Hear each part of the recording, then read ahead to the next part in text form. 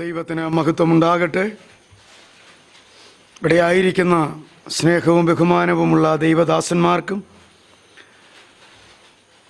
മറ്റ് സ്നേഹിക്കപ്പെട്ട മാതാപിതാക്കൾ, സഹോദരീ സഹോദരങ്ങൾ, കൊച്ചുമക്കൾ എല്ലാവർക്കും നമ്മുടെ കർത്താവായ യേശുക്രിസ്തുവിൻ്റെ നിസ്തുല്യ നാമത്തിൽ സ്നേഹവന്ദനം അറിയിക്കുന്നു. ഈ സമയത്ത് പുനരുത്ഥാനം എന്ന വിഷയത്തെ സംബന്ധിച്ച് നമുക്ക് ലഭിക്കുന്ന പരിമിതമായ സമയത്ത് ഒരുമിച്ച് ചിന്തിക്കാം എന്നാഗ്രഹിക്കുന്നു. ഫിലിപ്പിയ ലേഖനം 3-ാം അധ്യായം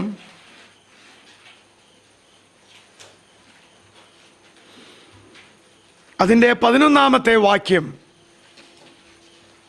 ഞാൻ വായിക്കുന്നു.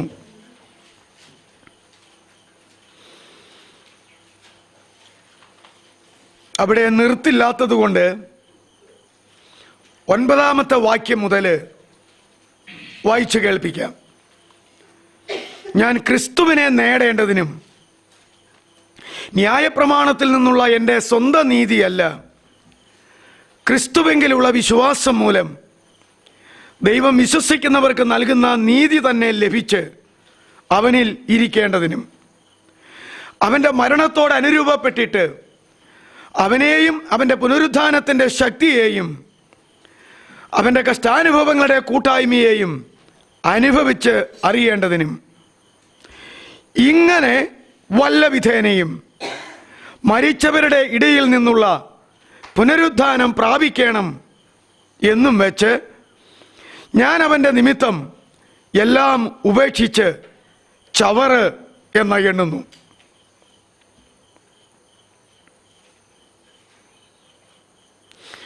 ഇങ്ങനെ വല്ല വിധേനയും മരിച്ചവരുടെ ഇടയിൽ നിന്നുള്ള പുനരുത്ഥാനം പ്രാപിക്കണം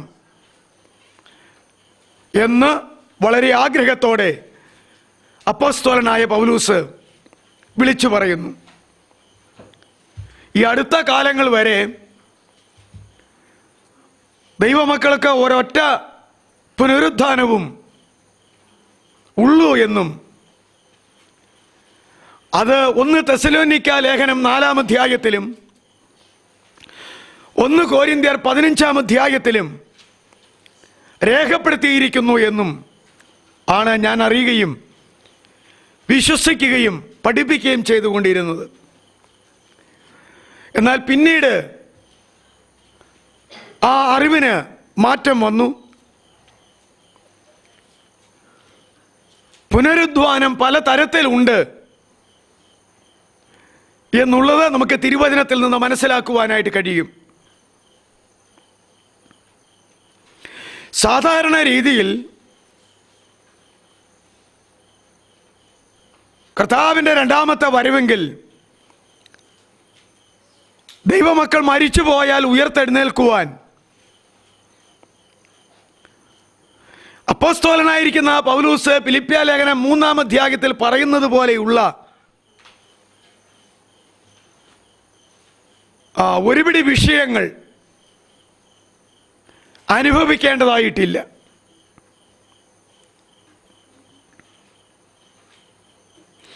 ആ 3-ാം അധ്യായത്തിൻ്റെ 1 മുതലുള്ളതായ വേദഭാഗം,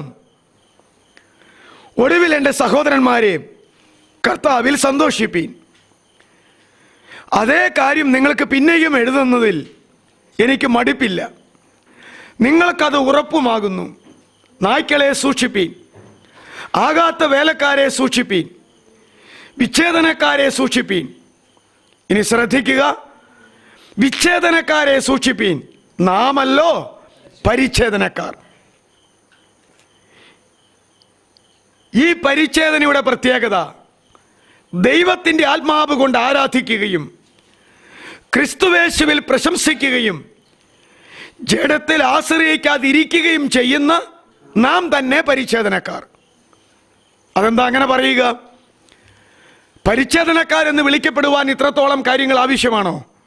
ഒരിക്കലുമില്ല. യഹൂദന്മാരിൽ പുരുഷന്മാരെല്ലാം പരിച്ഛേദന ഏൽക്കുന്നവരാ. ന്യായപ്രമാണത്തിൽ കൊടുത്തിരിക്കുന്ന നിയമം, അബ്രാഹാമിൻ്റെ കാലത്ത് ആരംഭിച്ച പരിച്ഛേദനയുടെ നിയമം ഇസ്രായേൽക്കാർക്ക് ന്യായപ്രമാണത്തിലൂടെ നിർബന്ധമായി ഫലമേൽപ്പിച്ചു. അബ്രാഹാമിൻ്റെ സന്താന പരമ്പരകളായി നാം കഴിഞ്ഞ കാലങ്ങളിൽ ചിന്തിച്ചതുപോലെ ജഡീക സന്തതിയും വാഗ്ദത്ത സന്തതിയും തൻ്റെ വെപ്പാട്ടിയുടെ സന്തതികളും എല്ലാം പരിച്ഛേദന ഏൽക്കുന്നവരാണ്. അതുകൊണ്ട് പരിച്ഛേദനക്കാരെന്ന് പറയുമ്പോൾ ലോകത്തിൽ ഇത്രത്തോളം ആളുകൾ പരിച്ഛേദന എന്ന നിയമത്തെ അംഗീകരിക്കുന്നവരാണ്. എന്നാൽ ഇവിടെ പറയുന്നത് കൈകൊണ്ടുള്ള പരിച്ഛേദനയല്ല, പിന്നെയോ ഹൃദയത്തിൻ്റെ പരിച്ഛേദനയാണ്. ഹൃദയത്തിൻ്റെ പരിച്ഛേദനയുള്ളവരെ ദൈവമക്കളാണ്. ആ ദൈവമക്കളുടെ പ്രത്യേകത ദൈവത്തിൻ്റെ ആത്മാവ് കൊണ്ട് ദൈവത്തെ ആരാധിക്കുന്നവരും ക്രിസ്തുവേശുവിൽ പ്രശംസിക്കുന്നവരും ജഡത്തിൽ ആശ്രയിക്കാതെ ഇരിക്കുകയും ചെയ്യുക എന്ന 3 ഗൗരവമേറിയ ലക്ഷണമാണ് ഹൃദയപരിച്ഛേദനയുള്ളവരുടേത്. ആ ലക്ഷണങ്ങൾ ഒത്തവരെയാണ് ഹൃദയപരിച്ഛേദനക്കാരെന്ന് പറയുന്നത്. അങ്ങനെയുള്ള പരിച്ഛേദനക്കാരാണ് അപ്പോസ്തലനായ പൗലോസ് പറയുകയാ ഫിലിപ്പിയ സഭയോട്, നാമല്ലോ, ഞാനും നിങ്ങളുമല്ലോ യഥാർത്ഥ ഹൃദയ പരിച്ഛേദനക്കാര് എന്ന് പറയുന്നു.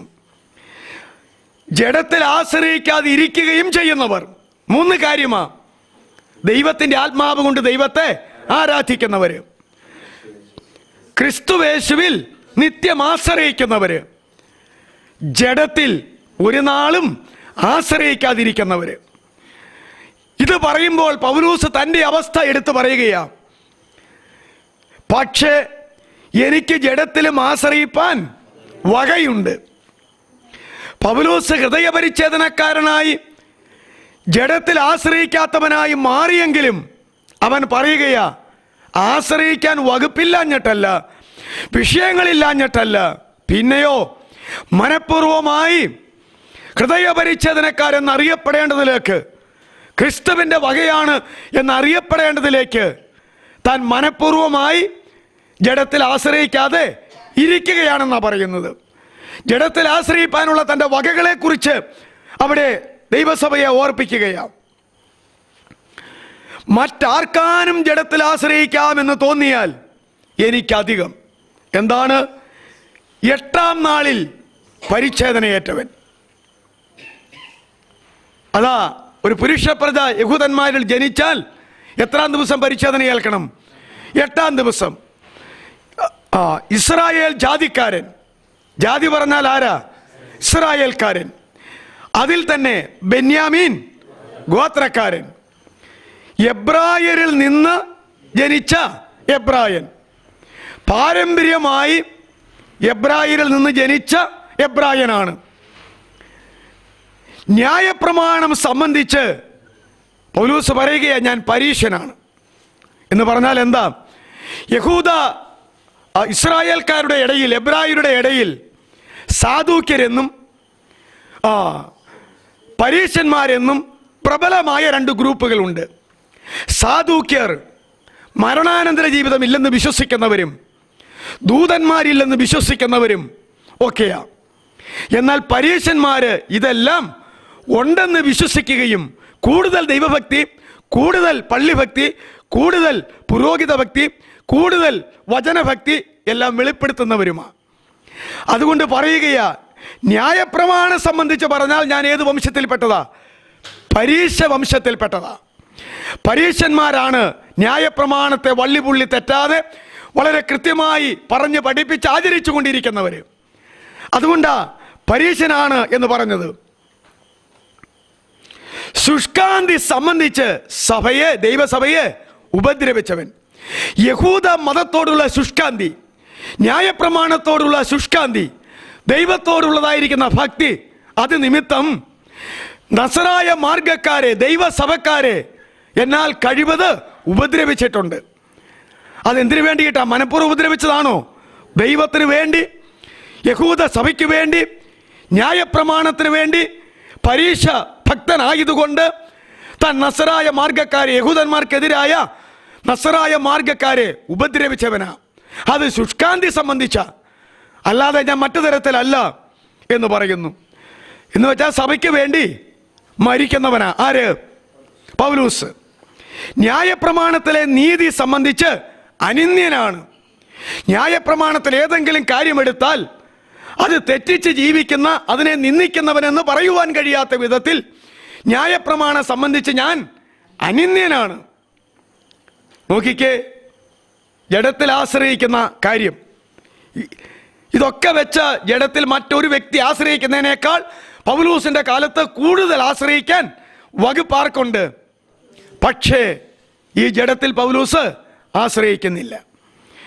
പിന്നെ ആരിൽ ആശ്രയിക്കുന്നത്? കർത്താവായ യേശുക്രിസ്തുവിൽ മാത്രം പ്രശംസിക്കുന്നു. ദൈവത്തിൻ്റെ ആത്മാവ് കൊണ്ട് ദൈവത്തെ സത്യത്തിലും ആത്മാവിലും ആരാധിക്കുന്നു. അതുകൊണ്ട് ഹൃദയപരിച്ഛേദനക്കാരായിട്ട് നാമാണ് ഉള്ളത് എന്ന് പൗലൂസ് പറയുന്നു. എങ്കിലും എനിക്ക് ലാഭമായിരുന്നതൊക്കെയും ഞാൻ ക്രിസ്തു നിമിത്തം ഛേദമെന്ന് എണ്ണിയിരിക്കുന്നു. ഇത്രത്തോളം ആശ്രയിക്കാൻ വകുപ്പുള്ള ഈ വിഷയങ്ങളെല്ലാം കർത്താവായ യേശു ക്രിസ്തു നിമിത്തം എന്തെന്ന് എണ്ണിയിരിക്കുന്നു? ഛേദം.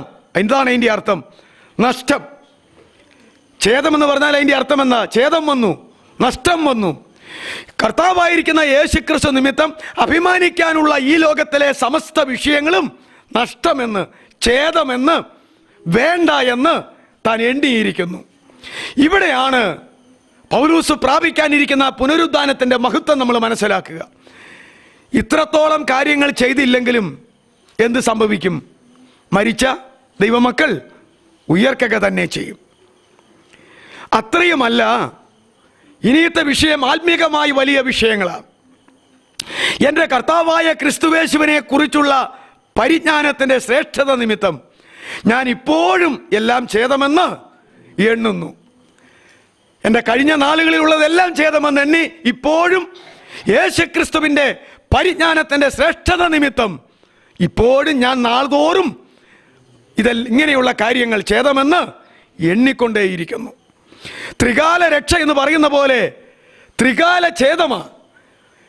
നേരത്തെ ഉള്ളതെല്ലാം ഛേദമെന്ന് എണ്ണി, ഇപ്പോൾ എന്തെങ്കിലും ഉണ്ടെങ്കിൽ അതും ഞാൻ ഛേദമെന്ന് എണ്ണിക്കൊണ്ടിരിക്കുന്നു.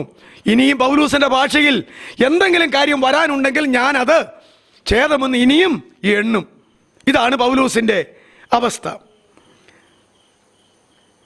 ഞാൻ ക്രിസ്തുവിനെ നേടേണ്ടതിനും. നല്ല കാലമായി ധാരാളം അനുഭവങ്ങളുണ്ട് പൗലൂസിന്. പക്ഷേ പൗലൂസ് പറയുകയാ, ഇതുവരെ ഞാൻ ക്രിസ്തുവിനെ നേടി തീർന്നിട്ടില്ല. ഇനിയും എനിക്ക് എൻ്റെ ജീവിതത്തിൽ ക്രിസ്തുവിനെ നേടണം. അതാണ് തൻ്റെ ഒരാഗ്രഹം. ന്യായപ്രമാണത്തിൽ നിന്നുള്ള എൻ്റെ സ്വന്തം നീതിയല്ല, ക്രിസ്തുവിലുള്ള വിശ്വാസം മൂലം ദൈവം വിശ്വസിക്കുന്നവർക്ക് നൽകുന്ന നീതി തന്നെ ലഭിക്കണം. ന്യായപ്രമാണത്തിലെ നീതിയല്ല, ക്രിസ്തുവിലുള്ള വിശ്വാസത്താൽ ലഭിക്കുന്ന ആ നീതി തന്നെ എനിക്ക് ഇനിയും ധാരാളമായി ഉണ്ടാകണം. അവനിൽ ഇരിക്കണം. ആരില്? കർത്താവായ യേശു ക്രിസ്തുവിൽ എനിക്ക് ഇരിക്കണം. അവൻ്റെ മരണത്തോട് എനിക്ക് അനുരൂപപ്പെടണം. അവൻ്റെ മരണത്തോട് എനിക്ക് അനുരൂപപ്പെടണം. അവനെയും അവൻ്റെ പുനരുദ്ധാനത്തിൻ്റെ ശക്തിയെയും അവൻ്റെ കഷ്ടാനുഭവങ്ങളുടെ കൂട്ടായ്മയെയും എനിക്ക് അനുഭവിച്ചറിയണം. യേശുവിനെ അനുഭവിച്ചറിയണം, അവൻ്റെ കഷ്ടാനുഭവങ്ങളുടെ കൂട്ടായ്മയെ അനുഭവിച്ചറിയണം, അവൻ്റെ പുനരുദ്ധാനത്തിൻ്റെ ശക്തിയെയും അനുഭവിച്ചറിയണം. ഇങ്ങനെ അറിഞ്ഞ്, ഇങ്ങനെ, ഇനിയത്തെ വാക്യം ശ്രദ്ധിക്കുക, വല്ല വിധേനയും എന്ന് പറഞ്ഞാൽ താൻ ഈ പറഞ്ഞ വിധത്തിൽ എല്ലാം എന്ന അർത്ഥം. ഈ പറഞ്ഞതല്ലാത്ത വേറെ വിധത്തിലല്ല, ഞാൻ ഈ പറഞ്ഞ വിധത്തിലെല്ലാം അങ്ങനെ വല്ല വിധേനയും മരിച്ചവരുടെ ഇടയിൽ നിന്നുള്ള പുനരുദ്ധാനം പ്രാപിക്കണം എന്നും വെച്ച് ഞാൻ അവൻ്റെ നിമിത്തം എല്ലാം ഉപേക്ഷിച്ച് ചവറ എന്ന് എണ്ണുന്നു. എന്തിനാ ഈ പങ്കപ്പാട് കഴിക്കുന്നത്? ഇപ്രകാരം എല്ലാം ചെയ്ത് മരിച്ചവരിൽ നിന്നുള്ള ഒരു പുനരുദ്ധാനം എനിക്ക് പ്രാപിക്കണം. ഈ പുനരുദ്ധാനം സാധാരണ പുനരുദ്ധാനമല്ല. ഇത് ഭൗതികമായ കഷ്ടനഷ്ടങ്ങൾ സഹിച്ച് ആത്മീകമായി വളരാവുന്നതിൻ്റെ പരമാവധി വളർന്ന് ആശ്രയിക്കാനുള്ള വകയെല്ലാം ഛേദമെന്ന എണ്ണി ഇനിയും പൗലോസിന്റെ കാഴ്ചപ്പാടിൽ ഈ ലോകത്തിൽ ഉള്ള മഹത്തായ കാര്യങ്ങളെന്ന് മറ്റുള്ളവർ പറയുമ്പോൾ ആ മഹത്തായ കാര്യങ്ങളെ ചവറ് വേസ്റ്റ് എന്ന എണ്ണി കൊണ്ട് മുമ്പോട്ട് പോവുകയാണ്. എന്തിനു വേണ്ടി? ഇപ്രകാരം എനിക്ക് മരിച്ചവരിൽ നിന്നുള്ള ശ്രേഷ്ഠമായ ഒരു പുനരുദ്ധാനം പ്രാപിക്കണം. അപ്പോൾ ദൈവമക്കളെല്ലാവരും ഇപ്രകാരമുള്ള പുനരുദ്ധാനം പ്രാപിക്കുമോ? ഇല്ല. പക്ഷേ പൗലോസ് അപ്പോസ്തലൻ ഒരു ദൈവ പൈതലിന് പ്രാപിക്കാവുന്ന പുനരുദ്ധാനത്തിൻ്റെ ഏറ്റവും ഉയർന്ന പദവിയിലുള്ള പുനരുദ്ധാനം പ്രാപിക്കണമെന്ന് വെച്ചാണ് ഞാൻ ഈ ഭൂമിയിൽ ജീവിക്കുന്നത്. മറ്റൊരവസരത്തിൽ പൗലോസ് പറഞ്ഞു, ക്രിസ്തുവിൻ്റെ കഷ്ടാനുഭവങ്ങൾക്ക് എന്തെങ്കിലും കുറവ് വന്നിട്ടുണ്ട് എന്ന് ഈ ലോകത്തിൽ ആർക്കെങ്കിലും തോന്നിയാൽ നിങ്ങൾ നിരാശപ്പെടേണ്ടതില്ല. അവൻ്റെ ശരീരമായ സഭ ഇന്ന് ലോകത്തിൽ ഉള്ളതുകൊണ്ട് ആ സഭയ്ക്ക് വേണ്ടി ഞാൻ എൻ്റെ ജഡത്തിൽ ബാക്കിയുള്ളത് പൂരിപ്പിച്ചു കൊടുത്തോളാം. എന്തു വലിയ നിശ്ചയവും തീരുമാനമാണ് പറഞ്ഞ്. യേശുവിൻ്റെ പീഡാനുഭവങ്ങൾക്ക് എന്തെങ്കിലും ഒരു കുറവുണ്ടെന്ന് ആർക്കെങ്കിലും തോന്നിയിട്ടുണ്ടെങ്കിൽ, യേശു സ്വർഗത്തിലേക്ക് പോയെങ്കിലും അവൻ്റെ ശരീരമായ സഭ ഇവിടെ പരിശുദ്ധാത്മാവ് കെട്ടിപ്പടുത്തുകൊണ്ടിരിക്കുന്നതിനാൽ ആ കുറവായി തോന്നിയ കഷ്ടങ്ങളെല്ലാം, പീഡനങ്ങളെല്ലാം അവൻ്റെ ശരീരമായ ഈ സഭയ്ക്ക് വേണ്ടി ഞാൻ എൻ്റെ ജഡത്തിൽ ഏറ്റെടുത്ത് നിവർത്തിച്ചു കൊള്ളാം. അപ്പം എന്തോ ഒരു ക്രിസ്തീയ ജീവിതമാണ് എന്ന് ഓർക്കുക. ഈ വേദഭാഗത്ത് നിന്ന് തുടർന്ന് 1-2 വാക്യങ്ങൾ കൂടെ വായിക്കട്ടെ. ഇങ്ങനെ വല്ല വിധേനയും മരിച്ചവരുടെ ഇടയിൽ നിന്നുള്ള പുനരുദ്ധാനം പ്രാപിക്കണമെന്നും വെച്ച് ഞാൻ അവൻ്റെ നിമിത്തം എല്ലാം ഉപേക്ഷിച്ച് ചവറെന്ന് എണ്ണുന്നു. പൗലൂസിന് ഇപ്പം ആരേ ഉള്ളൂ ലോകത്തിൽ? കർത്താവായ ക്രിസ്തു മാത്രമേ ഉള്ളൂ. മറ്റൊരിക്കൽ പറഞ്ഞു, ഞാൻ എൻ്റെ പ്രാണനെ പോലും വിലയേറിയതായി എണ്ണുന്നില്ല. ഒരു മനുഷ്യൻ അവസാനം പറയാനുള്ളത് അവൻ്റെ ജീവനാ, അവൻ്റെ പ്രാണന. അതുപോലും എനിക്ക് വിലയേറിയതല്ല. പിന്നെ എന്നതാ വിലയേറിയത്? കർത്താവായ യേശു ക്രിസ്തുവും അവൻ തന്ന ശുശ്രൂഷയും അവൻ്റെ വേലയും മാത്രമേ നടത്തി തീർക്കണമെന്ന് എനിക്ക് ആഗ്രഹമുള്ളൂ. അതുകൊണ്ട് അവൻ്റെ പ്രാണൻ പോലും വെച്ചു കൊടുക്കാൻ അവൻ തയ്യാറാണ്. ലഭിച്ചു കഴിഞ്ഞു എന്നോ, ഈ പറഞ്ഞതുപോലെ എനിക്ക് ലഭിച്ചു കഴിഞ്ഞു എന്നോ, തികഞ്ഞവനായി എന്നോ അല്ല. നോക്കിയേ, തികഞ്ഞവനായോ എന്ന് അല്ല. ഞാൻ ക്രിസ്തുയേശുവിനാൽ പിടിക്കപ്പെട്ടിരിക്കുന്നത് കൊണ്ട് എനിക്കും അത് പിടിക്കാമോ എന്ന് വെച്ച് പിന്തുടരുന്നതേ ഉള്ളൂ. താൻ ആരുടെ പുറകെ ഓടിക്കൊണ്ടിരിക്കുന്നത്? കർത്താവായ യേശു ക്രിസ്തുവിൻ്റെ, വിശ്വാസന നായകനും പൂർത്തി വരുത്തുന്നവനുമായ യേശുവിനെ ശ്രദ്ധിച്ചു നോക്കുക. അതുകൊണ്ട് യേശുവിൻ്റെ പിന്നാലെ ഇത് പ്രാപിച്ച് പൂർത്തീകരിപ്പാൻ വേണ്ടി അവൻ ഓടിക്കൊണ്ടേയിരിക്കുന്നു. ആ ഓട്ടത്തിൻ്റെ പ്രത്യേകത, സഹോദരന്മാരെ, ഞാൻ പിടിച്ചിരിക്കുന്നു എന്ന് നിരൂപിക്കുന്നില്ല. ഒന്ന് ഞാൻ ചെയ്യുന്നു, പിമ്പിലുള്ളത് മറന്നും മുമ്പിലുള്ളതിന് ആഞ്ഞും കൊണ്ട് ക്രിസ്തുയേശുവിൽ ദൈവത്തിൻ്റെ പരമവിളിയുടെ ബിരുദനായി ലാക്കിലേക്ക് ഓടുന്നു. നമ്മിൽ തികഞ്ഞവരൊക്കെയും ഇങ്ങനെ ചിന്തിച്ചു കൊള്ളണം. അപ്പം ഇതാരുടെ ചിന്തയാ?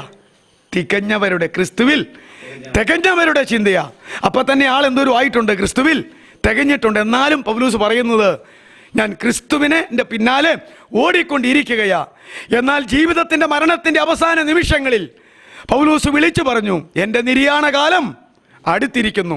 ഞാൻ പാനീയയാഗമായി ഒഴിക്കപ്പെട്ടുകൊണ്ടിരിക്കുകയാ. ഞാൻ നല്ല പോർ പൊരുതു, ഓട്ടം തികച്ചു, ക്രിസ്തുവിൻ്റെ പിന്നാലെയുള്ള അവൻ്റെ ഓട്ടം ഓടിയെത്തി, വിശ്വാസം കാത്തു. ഇനി നീതിയുടെ കിരീടം എനിക്കായി വെച്ചിരിക്കുന്നു.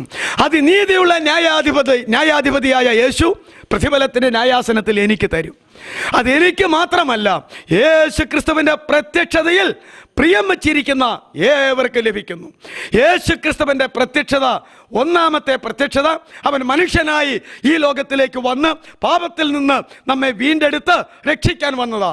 ഇനി രണ്ടാമത്തെ പ്രത്യക്ഷതയ്ക്ക് 2 ഘട്ടങ്ങളുണ്ട്.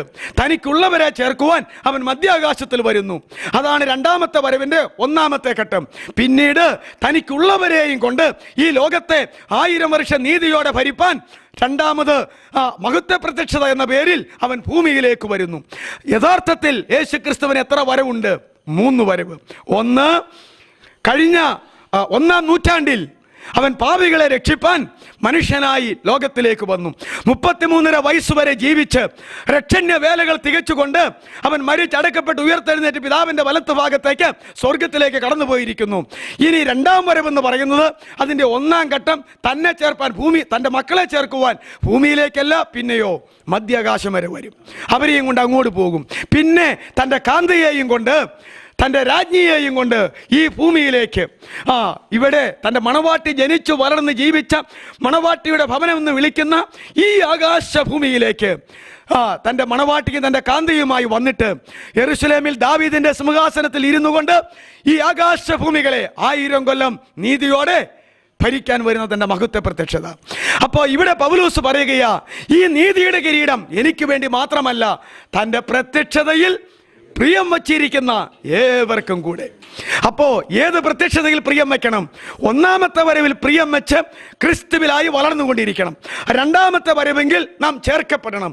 3-ാമത്തെ വരവെങ്കിൽ കാന്തയായും രാജ്ഞിയായും ഭരിക്കാനായിട്ട് ഇവിടെ വരുമ്പോൾ നാം കർത്താവിനോട് കൂടെ ആയിരിക്കും. ഇപ്രകാരമുള്ള തൻ്റെ പ്രത്യക്ഷതയിൽ പ്രിയം വെച്ച ഏവർക്കും ലഭിക്കുന്ന ഒരു കിരീടമാണ് നീതി കിരീടം. അപ്പോൾ എല്ലാവർക്കും പൗലോസിനെ പോലെ ജീവിച്ചാൽ കിട്ടുന്ന കിരീടത്തിൻ്റെ പേരെന്താ? നീതി കിരീടം. ആത്മാക്കളെ നേടിയവർക്ക് ആത്മാവിലെ നേടിയതിനുള്ള പ്രശംസാ കിരീടം കിട്ടും. ശരിയല്ലേ? നേടാത്തവർക്ക് കിട്ടുമോ?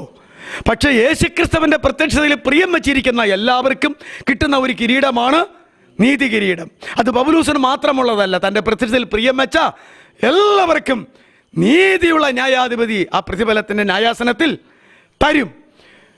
അപ്പം നമ്മൾ മനസ്സിലാക്കേണ്ടത് ഒരു ചെറിയ പുനരുദ്ധാനമല്ല, ഒരു സാധാരണ പുനരുദ്ധാനമല്ല, ഒരു വലിയ പുനരുദ്ധാനം, അല്ലെങ്കിൽ ഒരു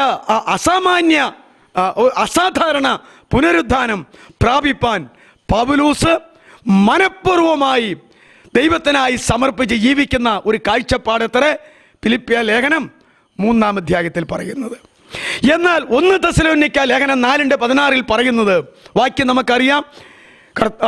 കർത്താവ് താൻ ഗംഭീരനാദത്തോടും പ്രധാന ദൂതന്റെ ശബ്ദത്തോടും ദൈവത്തിൻ്റെ കാഹളത്തോടും കൂടെ സ്വർഗത്തിൽ നിന്ന് ഇറങ്ങി വരികയും ക്രിസ്തുവിൽ മരിച്ചവർ മുമ്പേ ഉയർത്തെഴുന്നേൽക്കുകയും.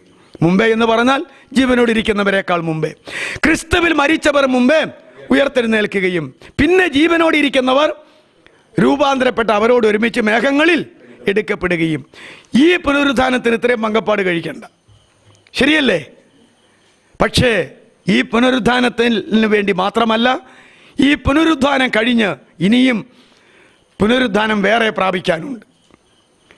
ആ ഒരു ഐഡിയ ഈ ഫിലിപ്പിയ ലേഖനം 3-ാം അധ്യായത്തിൽ എഴുതിയിരിക്കുന്നത് എന്ന് നാം തിരിച്ചറിഞ്ഞ് സാധാരണ പുനരുദ്ധാനമല്ല, അസാധാരണ പുനരുദ്ധാനം, ചെറിയ പുനരുദ്ധാനമല്ല, വലിയ പുനരുദ്ധാനം പ്രാപിക്കുവാൻ ദൈവമക്കൾ ഒരുക്കപ്പെടേണ്ടതിലേക്കാണ് ഫിലിപ്പിയ സഭയ്ക്കുള്ള ലേഖനത്തിൽ ഈ പുനരുദ്ധാനത്തെക്കുറിച്ച് അപ്പോസ്തലനായ പൗലോസ് രേഖപ്പെടുത്തിയിരിക്കുന്നത്.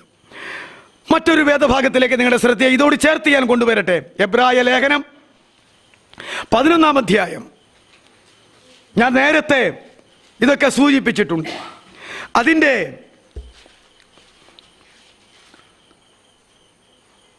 32-ാമത്തെ വാക്യം മുതൽ 32 വരെയുള്ള വാക്യത്തിൽ ആദാമിൻ്റെ കാര്യം തുടങ്ങി ഹാബേലിൻ്റെ കാര്യം തുടങ്ങി ഉള്ള കാലഘട്ടത്തിലെ ദൈവവിശുദ്ധന്മാരുടെ ചരിത്രങ്ങൾ പറഞ്ഞ് കൊണ്ടുവന്നിവിടെ അവസാനിപ്പിച്ചു. ഇനി എന്തു പറയേണ്ടു? ഇനി പേരെടുത്ത് പറയാൻ, വംശമെടുത്ത് പറയുവാൻ നേരമില്ല, അതിനുള്ള അവസരമില്ല. ഇനി എന്തു പറയേണ്ടു? ഗിദ്യോൻ, ബാരാക്ക്, ശിംശോൻ, ഇബ്താഹ്, ദാവീദ് എന്നവരെയും ശമൂവേൽ മുതലായ പ്രവാചകന്മാരെയും കുറിച്ച് വിവരിപ്പാൻ സമയം പോരാ. വിശ്വാസത്താൽ ഇനി ഞാൻ പറയാനുള്ളവര് ഇവരെല്ലാം രാജ്യങ്ങളെ അടക്കി, നീതി നടത്തി, വാഗ്ദത്തം പ്രാപിച്ചു, സിംഹങ്ങളുടെ വായ അടച്ചു, തീയുടെ ബലം കെടുത്തു, വാളിന്റെ വായ്ക്ക് തെറ്റി, ബലഹീനതയിൽ ശക്തി പ്രാപിച്ചു, യുദ്ധത്തിൽ വീരന്മാരായി തീർന്നു, അന്യന്മാരുടെ സൈന്യങ്ങളെ ഓടിച്ചു, സ്ത്രീകൾക്ക് തങ്ങളുടെ മരിച്ചവരെ ഉയർത്തെഴുന്നേൽപ്പിനാൽ തിരികെ കിട്ടി. പേരെടുത്ത് സംഭവം ചേർത്ത് പറയാൻ സമയം പോരാത്തത് കൊണ്ട് കുറച്ചു പേരുടെ പേര് പറഞ്ഞിട്ട് മുതലായവർ എന്ന് പറഞ്ഞ് ബാക്കിയുള്ളവരെ എല്ലാം ഉൾപ്പെടുത്തിയിട്ട് അവരൊക്കെ ചെയ്ത വീര്യപ്രവൃത്തികളുടെ കാര്യങ്ങൾ ഇവിടെ രേഖപ്പെടുത്തി 35-ാമത്തെ വാക്യത്തിൻ്റെ പകുതി വരെയായി. ഇനിയാണ് നിങ്ങൾ ശ്രദ്ധിക്കേണ്ടത്, ഇതുവരെയും ഇതിനകത്ത് പറയാത്ത മറ്റ് ചിലർ, ഇതുവരെയും ഈ 11-ാം അധ്യായത്തിൽ പറയാത്ത മറ്റ് ചിലർ ഏറ്റവും നല്ലൊരു ഉയർത്തെഴുന്നേൽപ്പ് ലഭിക്കേണ്ടതിന് ഉദ്ധാരണം കൈക്കൊള്ളാതെ ഭേദ്യമേറ്റു. ആ വാക്കൊന്ന് ശ്രദ്ധിച്ച്, മറ്റ് ചിലർ ഏറ്റവും നല്ല ഒരു ഉയർത്തെഴുന്നേൽപ്പ്. സാധാരണ ഉയർത്തെഴുന്നേൽപ്പുണ്ട്, പിന്നെ നല്ലൊരു ഉയർത്തെഴുന്നേൽപ്പുണ്ട്, പിന്നെ ഏറ്റവും നല്ലൊരു ഉയർത്തെഴുന്നേൽപ്പുണ്ട്. ഇവിടെ ഏത് ഉയർത്തെഴുന്നേൽപ്പിൻ്റെ കാര്യമായി പറയുന്നത്? ഏറ്റവും നല്ലൊരു ഉയർത്തെഴുന്നേൽപ്പ് ലഭിക്കേണ്ടതിന് ഉദ്ധാരണം കൈക്കൊള്ളാതെ ഭേദ്യമേറ്റു. ഭേദ്യമേക്കുക എന്ന് പറഞ്ഞാൽ അതിൻ്റെ അർത്ഥം എന്നാ? ഇവിടെ ജീവിക്കണ്ട എന്ന് വിചാരിക്കാതെ, ഇവിടെ ജീവിക്കണ്ട എന്ന് വിചാരിക്കാതെ കർത്താവിന് വേണ്ടി എരിഞ്ഞടങ്ങി എന്നർത്ഥം. അതെന്തിനു വേണ്ടിയിട്ടാ? പുനരുദ്ധാനത്തിന് വേണ്ടിയിട്ടല്ല, നല്ല പുനരുദ്ധാനത്തിന് വേണ്ടിയിട്ടല്ല, ഏറ്റവും പുനരുദ്ധാനത്തിൽ ഏറ്റവും ശ്രേഷ്ഠമായ പുനരുദ്ധാനം പ്രാപിപ്പാൻ അതിനുവേണ്ടി രക്തസാക്ഷികളായി മാറി. അതവിടെ പറയുന്നത് ഭേദ്യമേറ്റു. സ്തേപ്പാനോസിനെ പോലെ വേറെ ചിലർ, ഇതുവരെ പറയാത്ത കൂട്ടരാ, വേറെ ചിലർ, ഇവരും ആ പുനരുദ്ധാനം പ്രാപിക്കുന്നവരാ. പരിഹാസം, ചമ്മട്ടി, ചങ്ങല, തടവ് ഇവയാലുള്ള പരീക്ഷ അനുഭവിച്ചു, കല്ലേറേറ്റു, ഈർച്ചവാളാൽ അരക്കപ്പെട്ടു, പരീക്ഷിക്കപ്പെട്ടു, വാളാൽ കൊല്ലപ്പെട്ടു, ജടയാളുകളുടെയും കോലാടുകളുടെയും തോൽ ധരിച്ചു, ബുദ്ധിമുട്ടും ഉപദ്രവവും കഷ്ടവും സഹിച്ചു, കാടുകളിലും മലകളിലും ഗുഹകളിലും ഭൂമിയുടെ പിളർപ്പുകളിലും ഉഴന്നു വലഞ്ഞു, ലോകം അവർക്ക് യോഗ്യമായിരുന്നില്ല. ഈ എബ്രായ ലേഖനം 11-ാം അധ്യായത്തിൽ പറയുന്ന പുതിയ നിയമ വിശ്വാസികളെ കുറിച്ചാണോ പഴയ നിയമ വിശ്വാസികളെ കുറിച്ചാണോ? പഴയ നിയമ വിശ്വാസികളെ കുറിച്ചാ. അതിൽ തന്നെ പലതരം പുനരുദ്ധാനം പ്രാപിക്കുന്നവരുണ്ട്. ആദ്യം ഒരു കൂട്ടരുടെ കാര്യം പറഞ്ഞു, മറ്റു ചിലർ എന്ന് പറഞ്ഞു തുടങ്ങി, പിന്നെ വേറെ ചിലരെന്ന് പറഞ്ഞു തുടങ്ങി. 3 കൂട്ടം ആളുകളുണ്ട്. അതിൽ തന്നെ പുനരുദ്ധാനം പ്രാപിക്കുന്നവരിൽ വ്യത്യാസമുണ്ട്. വ്യത്യാസമുണ്ട്. ലോകം അവർക്ക് യോഗ്യമായിരുന്നില്ല. ഈ പഴയ നിയമ ഭക്തന്മാർക്ക് ലോകം യോഗ്യമായിരുന്നില്ലെങ്കിൽ പുതിയ നിയമ ഭക്തന്മാർക്ക് എങ്ങനെയാ ലോകം യോഗ്യമാകുന്നത്? ഇവരാരും കാന്തയാവുകയോ ഇല്ല. കാന്ത പദവി ആർക്ക് വെച്ചിരിക്കുന്നു? പുതിയ നിയമസഭയ്ക്ക്. അപ്പോൾ അവർക്ക് ലോകം യോഗ്യമായിരുന്നില്ലെങ്കിൽ പുതിയ നിയമ ഭക്തന്മാർക്ക് ഈ ലോകം എങ്ങനെ യോഗ്യമാകും? യോഗ്യമാകുമോ? അവർക്കായില്ലെങ്കിൽ 10 മടങ്ങ് 100 മടങ്ങ് നമുക്ക് യോഗ്യം അല്ല. അവർ എല്ലാവരും വിശ്വാസത്താൽ സാക്ഷ്യം ലഭിച്ചിട്ടും വാഗ്ദത്ത നിവർത്തി പ്രാപിച്ചില്ല. വിശ്വാസത്താൽ ദൈവത്തിൽ നിന്നുള്ള ഇതുപോലെയുള്ള സാക്ഷ്യങ്ങൾ ഇവർ പ്രാപിച്ചവരാണ്. പക്ഷേ അവരെന്ത് പ്രാപിച്ചിട്ടില്ല? വാഗ്ദത്ത നിവർത്തി പ്രാപിച്ചിട്ടില്ല. അവർ നമ്മെ കൂടാതെ രക്ഷാപൂർത്തി പ്രാപിക്കാതിരിക്കേണ്ടതിന് ദൈവം നമുക്ക് വേണ്ടി ഏറ്റവും നല്ലതൊന്ന് മുൻകരുതിയിരുന്നു. ഇവരാരും പ്രാപിക്കാത്ത പുനരുദ്ധാനമാണ് ദൈവം തൻ്റെ പുതിയ നിയമസഭയ്ക്ക് വേണ്ടി വെച്ചിരിക്കുന്നത്. ആ പുനരുദ്ധാനം പ്രാപിക്കാനാണ് പൗലോസ് ഫിലിപ്പിയ ലേഖനത്തിൽ ആ കാര്യം പറയുന്നത്. എബ്രായ ലേഖനവും ആരെഴുതിയതാ? അപ്പോസ്തലനായ പൗലോസ് എഴുതിയതാ.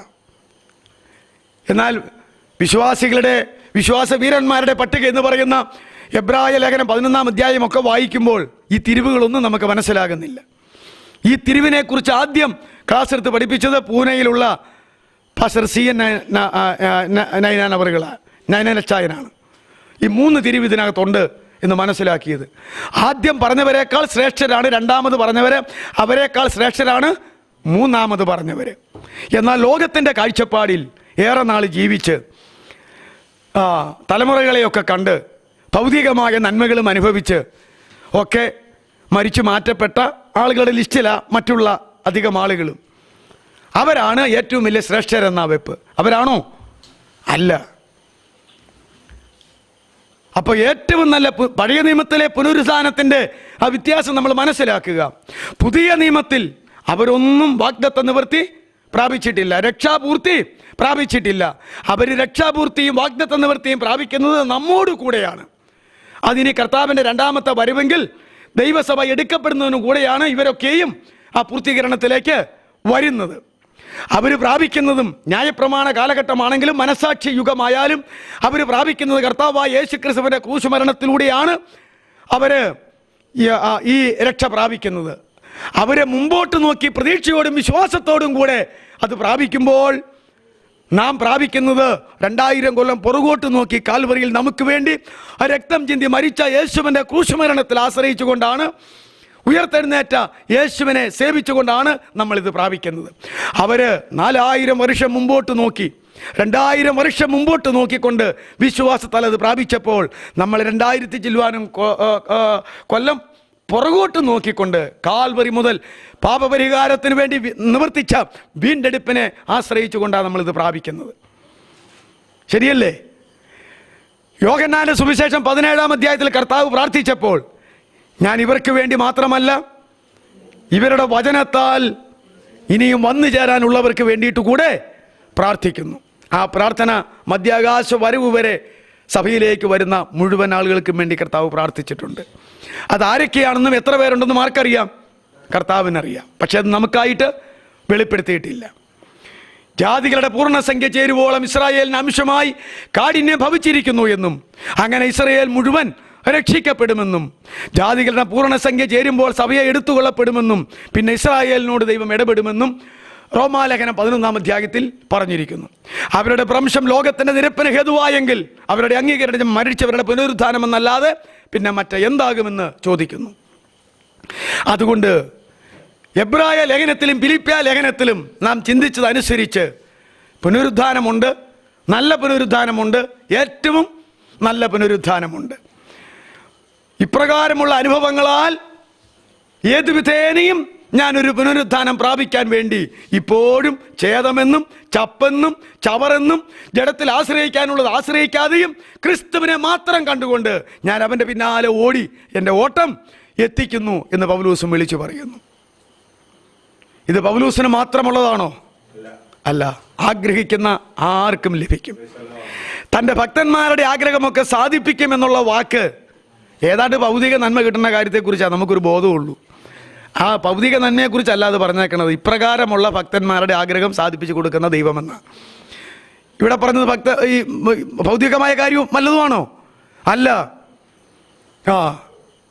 ഞാൻ ഇന്നവിടെയോ പറഞ്ഞ പോലെ, തൊറുവിടെ ക്ലാസ്സിൽ പറഞ്ഞ പോലെ, കൽദയരുടെ ഊരിൽ നിന്ന് മെസൊപ്പൊത്താമയിൽ നിന്ന് ദൈവം അബ്രാഹാമിനെ വിളിച്ചിറക്കുമ്പോൾ അവിടെ വെച്ച് തന്നെ അവൻ കോടീശ്വരനായിരുന്നു. പക്ഷേ അതെല്ലാം കൊണ്ടാണോ ഇങ്ങോട്ട് പോകുന്നേ? അല്ല. കൊണ്ടുവരാമെന്നൊക്കെ കൊണ്ടുവന്നോ ഇല്ലയോ എനിക്കറിയത്തില്ല. കുറേ ഒക്കെ കൊണ്ടുവന്ന് കാണും. പക്ഷേ കനാൻ ദേശം മുഴുവൻ തീറായി കൊടുത്തു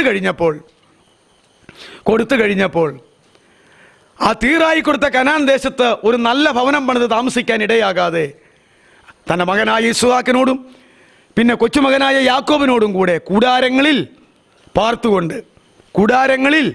പാർത്തുകൊണ്ട് ഞങ്ങൾ ഈ ഭൂമിയിൽ അന്യരും പരദേശികളുമാണ് എന്ന് ദൈവത്തോടും ലോകത്തോടും ഏറ്റു പറഞ്ഞുകൊണ്ട് ദൈവം ശില്പിയായി നിർമ്മിച്ചതും അടിസ്ഥാനമുള്ളതുമായ നഗരത്തിനു വേണ്ടി കാത്തിരുന്നു. അവൻ അവർക്ക് വേണ്ടി ഒരു നഗരം ഒരുക്കിയിരിക്കുന്നുവല്ലോ. ഇതാ അബ്രാഹാം. ഈ അബ്രാഹാമിൻ്റെ വിശ്വാസത്താലുള്ള മക്കളാണ് ആര്? യേശുക്രിസ്തുവിൽ കൂടിയുള്ള മക്കളാണ് ആര്? ദൈവമക്കളായ നമ്മൾ ഓരോരുത്തരും. യഹൂദന്മാർ ഇസ്ഹാക്കിൻ്റെ പാരമ്പര്യത്തിലും ഇസ്മായേലിൻ്റെ പാരമ്പര്യത്തിലും കെതൂറായുടെ 6 മക്കളുടെ പാരമ്പര്യത്തിൽ അനേക ജാതികളും ലോകത്ത് കഴിയുമ്പോൾ അതിൻ്റെ മധ്യത്തിൽ തൻ്റെ ആത്മീക സന്തതിയായിരിക്കുന്ന യേശുക്രിസ്തുവിലൂടെ ദൈവമക്കളായി തീർന്നവർ മാത്രമാണ് ഈ ആത്മീക അനുഗ്രഹങ്ങൾക്ക് അർഹരായിരിക്കുന്നത്. ഇനി ഈ പുനരുദ്ധാനത്തെക്കുറിച്ചുള്ള ചില പാഠങ്ങൾ നമുക്ക് പഠിക്കാം.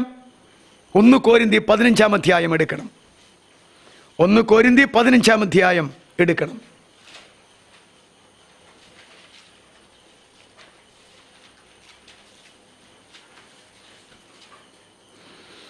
1 Korinthi 15-ാം അധ്യായം തന്നെ പുനരുദ്ധാനം എന്ന വിഷയത്തെക്കുറിച്ചുള്ളതായ ദീർഘമായ സവിശേഷകരമായ ഒരു പഠിപ്പിക്കലാണ്, ഒരു ബൈബിൾ ക്ലാസ്സാണ്. അതാരാ നടത്തിയിരിക്കുന്നത്? അപ്പോസ്തലനായ പൗലോസ. എന്നാൽ സഹോദരന്മാരെ, 1-ാം വാക്യം മുതൽ ഞാൻ നിങ്ങളോട് സുവിശേഷിച്ചതും നിങ്ങൾക്ക് ലഭിച്ചതും നിങ്ങൾ നിൽക്കുന്നതും നിങ്ങൾ വിശ്വസിച്ചതും വൃഥാവല്ലെന്ന് വരികിൽ നിങ്ങൾ രക്ഷിക്കപ്പെടുന്നതുമായ സുവിശേഷം നിങ്ങൾ പിടിച്ചുകൊണ്ടാൽ ഞാൻ ഇന്ന വിധം നിങ്ങളോട് സുവിശേഷിച്ചിരിക്കുന്നു എന്ന് നിങ്ങളെ ഓർപ്പിക്കുന്നു. ഭാഷയൊക്കെ ഇച്ചിരി കട്ടിയ പൗലൂസിൻ്റെ. ക്രിസ്തു നമ്മുടെ പാപങ്ങൾക്ക് വേണ്ടി തിരുവെഴുത്തുകളിൻ പ്രകാരം മരിച്ചു. ക്രിസ്തുവിൻ്റെ മരണം എന്തിൻ്റെ അടിസ്ഥാനത്തിലാണ്? തിരുവെഴുത്തുകളുടെ അടിസ്ഥാനത്തിൽ.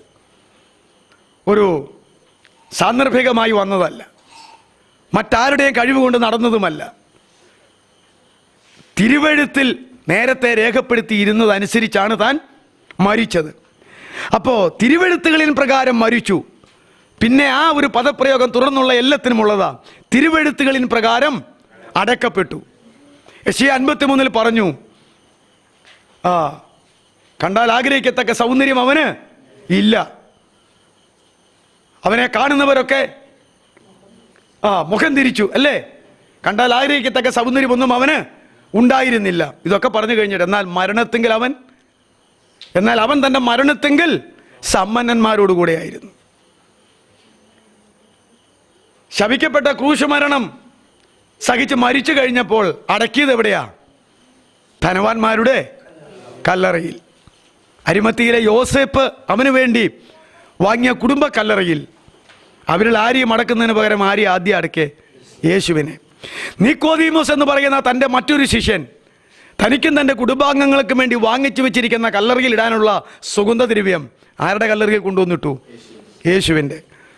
2 ധനികന്മാർ കൂടി ഒരുത്തൻ്റെ കല്ലറയും കൊടുത്തു, ഒരുത്തൻ്റെ സുഗന്ധവർഗവും കൊടുത്തു. 2 പേരും കൂടി ആരെ അടക്കി? യഹൂദൻ്റെ മര്യാദ പ്രകാരം യേശുവിനെ അടക്കി. യഹൂദ സഭയുടെ പ്രതിനിധിയും അവനാ നിക്കോദീമോസ്. വചനപണ്ഡിതനല്ലേ, ന്യായപ്രമാണ അധ്യാപകനാ, ഇസ്രായേലിൻ്റെ ഉപദേഷ്ടാവായിരുന്നിട്ട് ഈ സത്യമൊന്നും നീ എന്തുകൊണ്ട് മനസ്സിലാക്കുന്നില്ലെന്ന് കർത്താവ് ചോദിച്ചില്ലേ? റോമ ഗവൺമെൻറ്റിൻ്റെ പ്രതിനിധിയും. അരിമത്യാക്കാരൻ യോസഫ് ആരാ? മന്ത്രിയാ. അരിമത്യാക്കാരൻ യോസഫ് മന്ത്രിയാ. അപ്പോൾ രാജ്യത്തിൻ്റെ പ്രതിനിധിയായ മന്ത്രിയും യഹൂദ സഭയുടെ പ്രതിനിധിയായ നിക്കോദീമോസും കൂടിയാ. പക്ഷേ 2 പേരും ഇപ്പോൾ ആരുടെ ശിഷ്യനാ? യേശുവിൻ്റെ രഹസ്യ ശിഷ്യന്മാരാ. പരസ്യമായിട്ട് ഇവർക്ക് യേശുവിൻ്റെ പുറകെ നടക്കാൻ പറ്റുമോ? ഇല്ല. പക്ഷേ ഇവർ രഹസ്യ ശിഷ്യന്മാരാ. ഈ 2 ശിഷ്യന്മാരാണ് തൻ്റെ കല്ലറയും കൊടുത്ത് തൻ്റെ സുഗന്ധദ്രവ്യവും കൊടുത്ത് യേശുവിനെ അടക്കിയത്. നോക്കിക്കേ, യെശയ്യാ 53 പ്രവചനം ആയിരക്കണക്കിന് വർഷം കഴിഞ്ഞപ്പോൾ ഒത്തില്ലേ? എന്നാൽ മരണത്തിൽ അവൻ സമ്പന്നന്മാരോട് കൂടെയായിരുന്നു. അതുകൊണ്ട് പറയുകയാ, യേശു തിരുവെഴുത്തുകളിൻ പ്രകാരം മരിച്ചു, തിരുവെഴുത്തുകളിൻ പ്രകാരം അടക്കപ്പെട്ടു, തിരുവെഴുത്തുകളിൻ പ്രകാരം 3-ാം നാൾ ഉയർത്തെഴുന്നേറ്റു. കർത്താവ് അന്ന് പറഞ്ഞത്, ഈ മന്ദിരം പൊളിപ്പീൻ. ഞാൻ ചങ്കത്തടിച്ചെങ്കിലും കർത്താവ് അടിച്ചില്ല. ഈ മന്ദിരം പൊളിപ്പീൻ, 3 ദിവസം കൊണ്ട് ഞാൻ അതിനെ പണിയുമെന്ന് പറഞ്ഞു. അപ്പോൾ യഹൂദന്മാരടഞ്ഞു. എത്ര കൊല്ലം കൊണ്ട് പണിതതാ ഇത്? 40 കൊല്ലം കൊണ്ട് പണിതതാ യഹൂദ പള്ളി, യെരുശലേമിലെ പള്ളി. നീ 3 ദിവസം കൊണ്ട് പണിയും. അതാ പറഞ്ഞ നിനക്ക് സുബോധമില്ല എന്ന് അവരടഞ്ഞില്ലേ? എന്നാൽ താൻ പറഞ്ഞത് യെരുശലേം ദേവാലയം പൊളിച്ചു പണിയണ കാര്യമല്ല, താനാകുന്ന മന്ദിരത്തിൻ്റെ കാര്യമാണ്. തൻ്റെ മന്ദിരം പൊളിക്കുക. 3-ാം ദിവസം ഞാനതിനെ പണിത് പുറത്തു വരുമെന്ന് പറഞ്ഞു. എന്ന് പറഞ്ഞത് എന്താ? ഞാൻ മരിക്കും, അടക്കപ്പെടും, പക്ഷെ 3-ാം ദിവസം ഞാൻ ഉയർത്തെഴുന്നേൽക്കും. അതുകൊണ്ടല്ലേ പറഞ്ഞത്, ആ കള്ളൻ ജീവിച്ചിരിക്കുമ്പോൾ അവൻ ഉയർത്തു വരുമെന്ന് പറഞ്ഞിട്ടുണ്ട്. ചതിവ് പറ്റാൻ ഇടയാകരുത്. അവൻ ഉയർത്തു വന്നാൽ അവനെ അവിടെ വെട്ടിക്കൊല്ലാൻ തക്കവണ്ണം ആരെയാക്കി? അവൻ ഉയർക്കാതിരിക്കണം. മിക്കവാറും അത് നടക്കില്ല. അവൻ്റെ ശിഷ്യന്മാർ വന്ന് എപ്പോഴെങ്കിലും ശവശരീരം എടുത്തുകൊണ്ട് പോയിട്ട് അവൻ ഉയർത്തെഴുന്നേറ്റ് പോയി എന്ന് കള്ളത്തരം പറഞ്ഞ് പ്രേരിപ്പിക്കാൻ സാധ്യതയുണ്ട്. അതുകൊണ്ട് ശക്തമായ കാവൽ വേണമെന്ന് പറഞ്ഞു. പട്ടാളക്കാർ വിട്ടു തന്നാക്കാം, നിങ്ങളും ഒക്കെ പോയി അവരെ കൂടെ കൂട്ടി എന്നാന്ന് വെച്ചാൽ കാത്തോളാൻ പറഞ്ഞു. അങ്ങനെയല്ലേ സംഭവിച്ചേ? പക്ഷെ അതുപോലെ നടന്നോ? ഞാൻ പറഞ്ഞത്, യേശുവിൻ്റെ ജനനം മുതൽ അവൻ്റെ സമസ്ത അനുഭവങ്ങളും വിഷയങ്ങളും എന്തിൻ്റെ അടിസ്ഥാനത്തിലാണ്? പിതാവായ ദൈവം പ്രവാചകന്മാരിലൂടെയും അതുപോലെ തന്നെ പുത്രൻ തമ്പുരാനിലൂടെയും അതുപോലെ തന്നെ പരിശുദ്ധാത്മാവിലൂടെയും അരുളി ചെയ്ത തിരുവെഴുത്തുകളുടെ അടിസ്ഥാനത്തിലാണ് അത് മുഴുവൻ നടന്നിട്ടുള്ളത്. തിരുവെഴുത്തുകളിൻ പ്രകാരം 3-ാം നാൾ ഉയർത്തെഴുന്നേറ്റ് കേഫാവിനും പിന്നെ 12 പേർക്കും പ്രത്യക്ഷനായി എന്നിങ്ങനെ ഞാൻ ഗ്രഹിച്ചത് തന്നെ നിങ്ങൾക്ക് ആദ്യമായി ഏൽപ്പിച്ചു തന്നുവല്ലോ. അനന്തരം അവൻ 500-ലധികം സഹോദരന്മാർക്ക് ഒരുമിച്ച് പ്രത്യക്ഷനായി. അവരിൽ മിക്കപേരും ഇന്ന് വരെ ജീവനോടിരിക്കുന്നു. വേദപണ്ഡിതന്മാർ പറയുന്നത് 500-ലധികം സഹോദരന്മാർക്ക് ഒരുമിച്ച് പ്രത്യക്ഷനായത് തൻ്റെ സ്വർഗാരോഹണത്തിൻ്റെ സമയത്താണ്. താൻ തൻ്റെ അരുമ ശിഷ്യന്മാരെ കൂട്ടി ഒലിവുമലയിലേക്ക് കൊണ്ടുപോയി. ഉയർത്തെഴുന്നേറ്റിട്ട് 40 ദിവസം മൺവടി ഉണ്ടായിരുന്നല്ലോ ഭൂമിയിൽ. പലപ്പോഴും പലർക്കും പ്രത്യക്ഷപ്പെട്ടില്ലേ? ഈ കാലയളവിൽ തന്നിൽ വിശ്വസിക്കാതിരുന്ന തൻ്റെ സഹോദരന്മാരും അതുപോലെ മറ്റനേകരും കർത്താവിനോട് ചേർന്ന് വന്നു. കർത്താവിൻ്റെ സ്വർഗാരോഹണം കാണാനായിട്ട് 500-ലധികം പുരുഷാരം എവിടെ കൂടിയിരുന്നു? ഒലിവുമലയിൽ കൂടിയിരുന്നു എന്ന് പണ്ഡിതന്മാർ പറയുന്നു. അതാ ഇവിടെ 500-ലധികം ഏറ്റവും ഒടുവിൽ പ്രത്യക്ഷപ്പെട്ടത് 500-ലധികം സഹോദരന്മാർക്ക് ഒരുമിച്ച് പ്രത്യക്ഷനായെന്ന ആ ഒരു രംഗം താൻ ഭൂമിയിൽ നിന്ന് സ്വർഗത്തിലേക്ക് മാറ്റപ്പെടുന്നതിന് മുമ്പുള്ള ഒലിവുമലയിലെ സംഗമമാണ് എന്ന് പറയുന്നു. അവർ മിക്കപേരും ഇന്ന് വരെ ജീവനോടെയുമുണ്ട്. പൗലൂസിന്റെ കാലത്ത് പറയുകയാ, ആ 500 പേരിൽ മിക്കവരും ഇന്ന് ജീവിച്ചിരിപ്പുണ്ട് എന്ന് പറയുന്നു. ചിലരോ നിദ്ര പ്രാപിച്ചിരിക്കുന്നു. അനന്തരം അവന് യാക്കോബിനും പിന്നെ അപ്പോസ്തലന്മാർക്കും എല്ലാവർക്കും പ്രത്യക്ഷനായി. എല്ലാവർക്കും ഒടുവിൽ അകാലപ്രജ പോലെയുള്ള എനിക്കും പ്രത്യക്ഷനായി. ഏറ്റവും ഒടുവിൽ അങ്ങോട്ട് പോയതിന് ശേഷമായി എനിക്ക് പ്രത്യക്ഷനായത്. ഞാൻ അപ്പോസ്തലന്മാരിൽ ഏറ്റവും ചെറിയവനല്ലോ. ദൈവസഭയെ ഉപദ്രവിച്ചതിനാൽ അപ്പോസ്തലൻ എന്ന പേരിന് യോഗ്യനുമല്ല. തൻ്റെ താഴ്മ എങ്കിലും ഞാൻ ആകുന്നത് ദൈവകൃപയാൽ ആകുന്നു.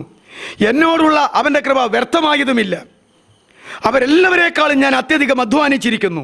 എന്നാൽ ഞാനല്ല, എന്നോട് കൂടെയുള്ള ദൈവകൃപയത്രേ. ഞാനാകട്ടെ അവരാകട്ടെ ഇവണ്ണം ഞങ്ങൾ പ്രസംഗിക്കുന്നു, ഇവണ്ണം ഞങ്ങൾ വിശ്വസിച്ചുമിരിക്കുന്നു. ശ്രദ്ധിക്കുക, വിഷയം പുനരുത്ഥാനമാം. ക്രിസ്തു മരിച്ചിട്ട് ഉയർത്തെഴുന്നേറ്റു എന്ന് പ്രസംഗിച്ചു വരുന്ന അവസ്ഥയ്ക്ക് മരിച്ചവരുടെ പുനരുത്ഥാനം ഇല്ല എന്ന് നിങ്ങളിൽ ചിലർ പറയുന്നത് എങ്ങനെ? കോരിന്ത്യ സഭയിൽ കുറേ ആളുകൾ ക്രിസ്തു പുനരുത്ഥാനം ചെയ്തില്ലെന്നും മരിച്ചവർക്ക് പുനരുത്ഥാനം ഇല്ലെന്നുമൊക്കെ പറയാൻ തുടങ്ങി. അതിനെ ഖണ്ഡിച്ചാണ് ഈ അധ്യായം എഴുതിയിരിക്കുന്നത്.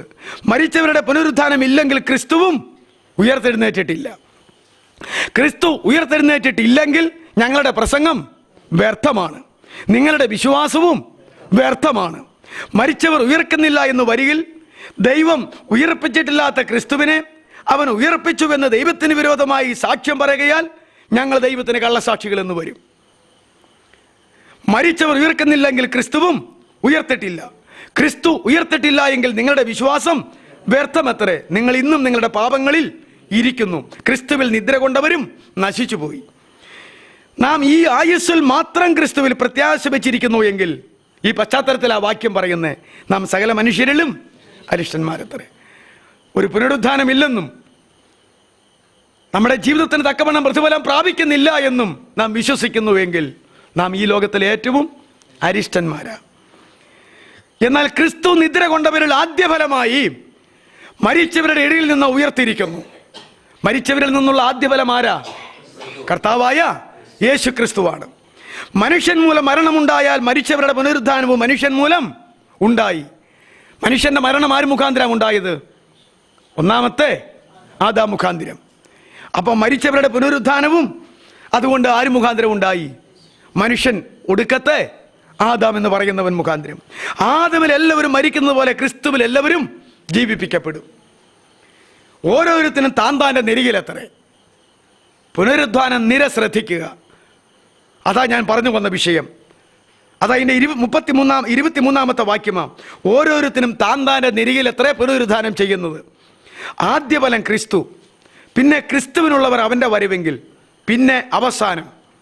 അന്ന് അവൻ എല്ലാ വാഴ്ചയ്ക്കും അധികാരത്തിനും ശക്തിക്കും നീക്കം വരുത്തിയിട്ട് രാജ്യം പിതാവായ ദൈവത്തെ ഏൽപ്പിക്കും. അവൻ സകല ശത്രുക്കളെയും കാൽക്കീഴാക്കുവോളം വാഴേണ്ടതാകുന്നു. ഒടുക്കത്തെ ശത്രുവായിട്ട് മരണം നീങ്ങിപ്പോകും. ഈ ഭൂമിയിൽ വെച്ച് ഉള്ള ഒടുക്കത്തെ ശത്രു ഏതാ? മരണമാ. അതുപോലും നീങ്ങിപ്പോകും. സകലത്തെയും അവന് കാൽക്കീഴാക്കിയിരിക്കുന്നു എന്നുണ്ടല്ലോ. സകലവും അവന് കീഴ്പ്പെട്ടിരിക്കുന്നു എന്ന് പറഞ്ഞാൽ സകലത്തെയും കീഴാക്കി കൊടുത്തവൻ ഒഴികെ എത്രയെന്ന് വശം. സകലവും കീഴ്പ്പെട്ടിരിക്കുന്നു എന്ന് പറഞ്ഞാൽ എല്ലാം കീഴ്പ്പെടുത്തി കൊടുത്തവൻ കീഴ്പ്പെടുകയില്ല എന്ന് ഓർത്തുകൊള്ളണം. എന്നാൽ അവന് സകലവും കീഴ്പ്പെട്ടു വന്ന ശേഷം ദൈവം സകലത്തിലും സകലവും ആകേണ്ടതിന് പുത്രൻ താനും സകലവും തനിക്ക് കീഴാക്കി കൊടുത്തവന് കീഴ്പ്പെട്ടിരിക്കും. ഇനിയത്തെ ശ്രദ്ധിക്കുക. അല്ല, മരിച്ചവർക്ക് വേണ്ടി സ്നാനമേൽക്കുന്നവർ എന്തു ചെയ്യും? മരിച്ചവർ കേവലം ഉയർക്കുന്നില്ലെങ്കിൽ അവർക്ക് വേണ്ടി സ്നാനമേൽക്കുന്നത് എന്തിന്? അപ്പം ഇവിടെ ഒരു കാര്യം നമ്മൾ മനസ്സിലാക്കണം. 1-ാം നൂറ്റാണ്ടിൽ മരിച്ചവർക്ക് വേണ്ടി സ്നാനമേൽക്കുക എന്നുള്ള ആ ഒരു കർമ്മം ദൈവസഭയ്ക്കുണ്ടായിരുന്നതല്ല, കോരിന്ത്യരുടെ ഇടയിൽ നിലവിലിരുന്ന ഒരു വിശ്വാസമാണ്. ദൈവസഭയിലെ വിശ്വാസമാണോ? കോരിന്ത്യക്കാരോട് ചോദിക്കുക, ഇവർ പണ്ടായിരുന്നില്ലേ? അവിടെ തന്നെ എന്തുണ്ടായിരുന്നു? മരിച്ചവർക്ക് വേണ്ടി സ്നാനമേൽക്കുന്ന പതിവുണ്ടായിരുന്നു. നിങ്ങളിൽ ഒരുത്തം മരിച്ചാൽ അവന് സ്നാനമേറ്റിട്ടില്ലെങ്കിൽ അത് വേറെ സ്നാനമാണ്. നിങ്ങൾ അവന് വേണ്ടി സ്നാനമേക്കുമായിരുന്നു. അതെന്തിനാ പിന്നെ മരിച്ചു പോയവൻ പിന്നെ യാതൊന്നും ഇല്ലെങ്കിൽ പിന്നെ അവന് വേണ്ടിയിട്ട് നിങ്ങൾ എന്തിനാ അന്ന് സ്നാനമേറ്റത്? അല്ലാതെ ഇത് മരിച്ചു പോകുന്നവർക്ക് വേണ്ടി ഇവിടെ ജീവനൊരിക്കുന്നിടത്തും പോയി മുങ്ങുന്ന ആ സ്നാനമല്ല. ഇത് വേറെ സ്നാനമാണ്. മരിച്ചവർക്ക് വേണ്ടി സ്നാനമേൽക്കുന്നവൻ എന്തു ചെയ്യും? മരിച്ചവർ കേവലം ഉയർക്കുന്നില്ലെങ്കിൽ അവർക്ക് വേണ്ടി സ്നാനമേൽക്കുന്നത് എന്തിന്? ആ ചോദ്യത്തിന് അവർക്ക് ഉത്തരമുണ്ടോ? അപ്പോൾ കോരിന്ത്യക്കാർക്ക് പറയാൻ സാധിക്കും, മരിച്ചോ ഉയർക്കുന്നുണ്ട്, അതുകൊണ്ടാണ് ഞങ്ങൾ മരിച്ചവർക്ക് വേണ്ടി സ്നാനമേറ്റതെന്ന് പറയേണ്ടി വരും. ആ ചോദ്യം ചോദിച്ചവരെ വാക്കുമുട്ടിച്ചതാ. അടുത്തത്, ഞങ്ങളും നാഴിക തോറും പ്രാണഭയത്തിലാകുന്നത് എന്തിനാ? ഈ മരിച്ചോ ഉയർക്കുന്നില്ലെങ്കിൽ ഞങ്ങൾ ഈ കഷ്ടത അനുഭവിക്കുന്നത് എന്തിനാ? പൗലോസുകാരന് നമ്മൾ പറഞ്ഞില്ലേ, ഏറ്റവും നല്ലൊരു പുനരുദ്ധാനം പ്രാപിക്കണം. വല്ലവിധേനയും മരിച്ചവരിൽ നിന്നുള്ള ഒരു ശ്രേഷ്ഠമായ പുനരുദ്ധാനം പ്രാപിക്കണമെന്ന് വെച്ചാണ് ഞാൻ ഈ കഷ്ടങ്ങളും നഷ്ടങ്ങളും ത്യാഗങ്ങളും ഇവിടെ ചെയ്യുന്നത്. സഹോദരന്മാരെ, നമ്മുടെ കർത്താവായ യേശുവിൽ എനിക്ക് നിങ്ങളിലുള്ള പ്രശംസയാണ്. ഞാൻ ദിവസേന മരിക്കുന്നു. ഞാൻ എന്നും മരിച്ചുകൊണ്ടിരിക്കുകയാണ്. മരണം ഞങ്ങളുടെ ശരീരത്തിൽ വാഴുമ്പോൾ തന്നെ ആ കൂടെ എന്തു വാഴുന്നു? ഞങ്ങൾ ക്രിസ്തുവിന് വേണ്ടി മരിച്ചുകൊണ്ടിരിക്കുമ്പോൾ തന്നെ ക്രിസ്തുവിൻ്റെ ജീവൻ ഞങ്ങളിൽ വാണുകൊണ്ടിരിക്കുന്നു. അതുകൊണ്ട് ശരീരം മരിക്കാതെ, ദിവസവും മരിക്കാതെ ദിവസവും ജീവൻ കിട്ടത്തില്ല. ഞാൻ എഫേസോസിൽ വെച്ച മൃഗയുദ്ധം ചെയ്തത് ഒരു മാനുഷ്യമെന്ന വരിയിൽ എനിക്കെന്ത് പ്രയോജനം? അവൻ മൃഗയുദ്ധം ചെയ്തിട്ടുണ്ട്. മരിച്ചവർ ഉയർക്കുന്നില്ലെങ്കിൽ നാം തിന്നുക, കുടിക്കുക, നാളെ ചാകുമല്ലോ, അത്രയും ചെയ്താൽ മതി. വഞ്ചിക്കപ്പെടരുത്. ദുർഭാഷണത്താൽ സദാചാരം കെട്ടുപോകുന്നു.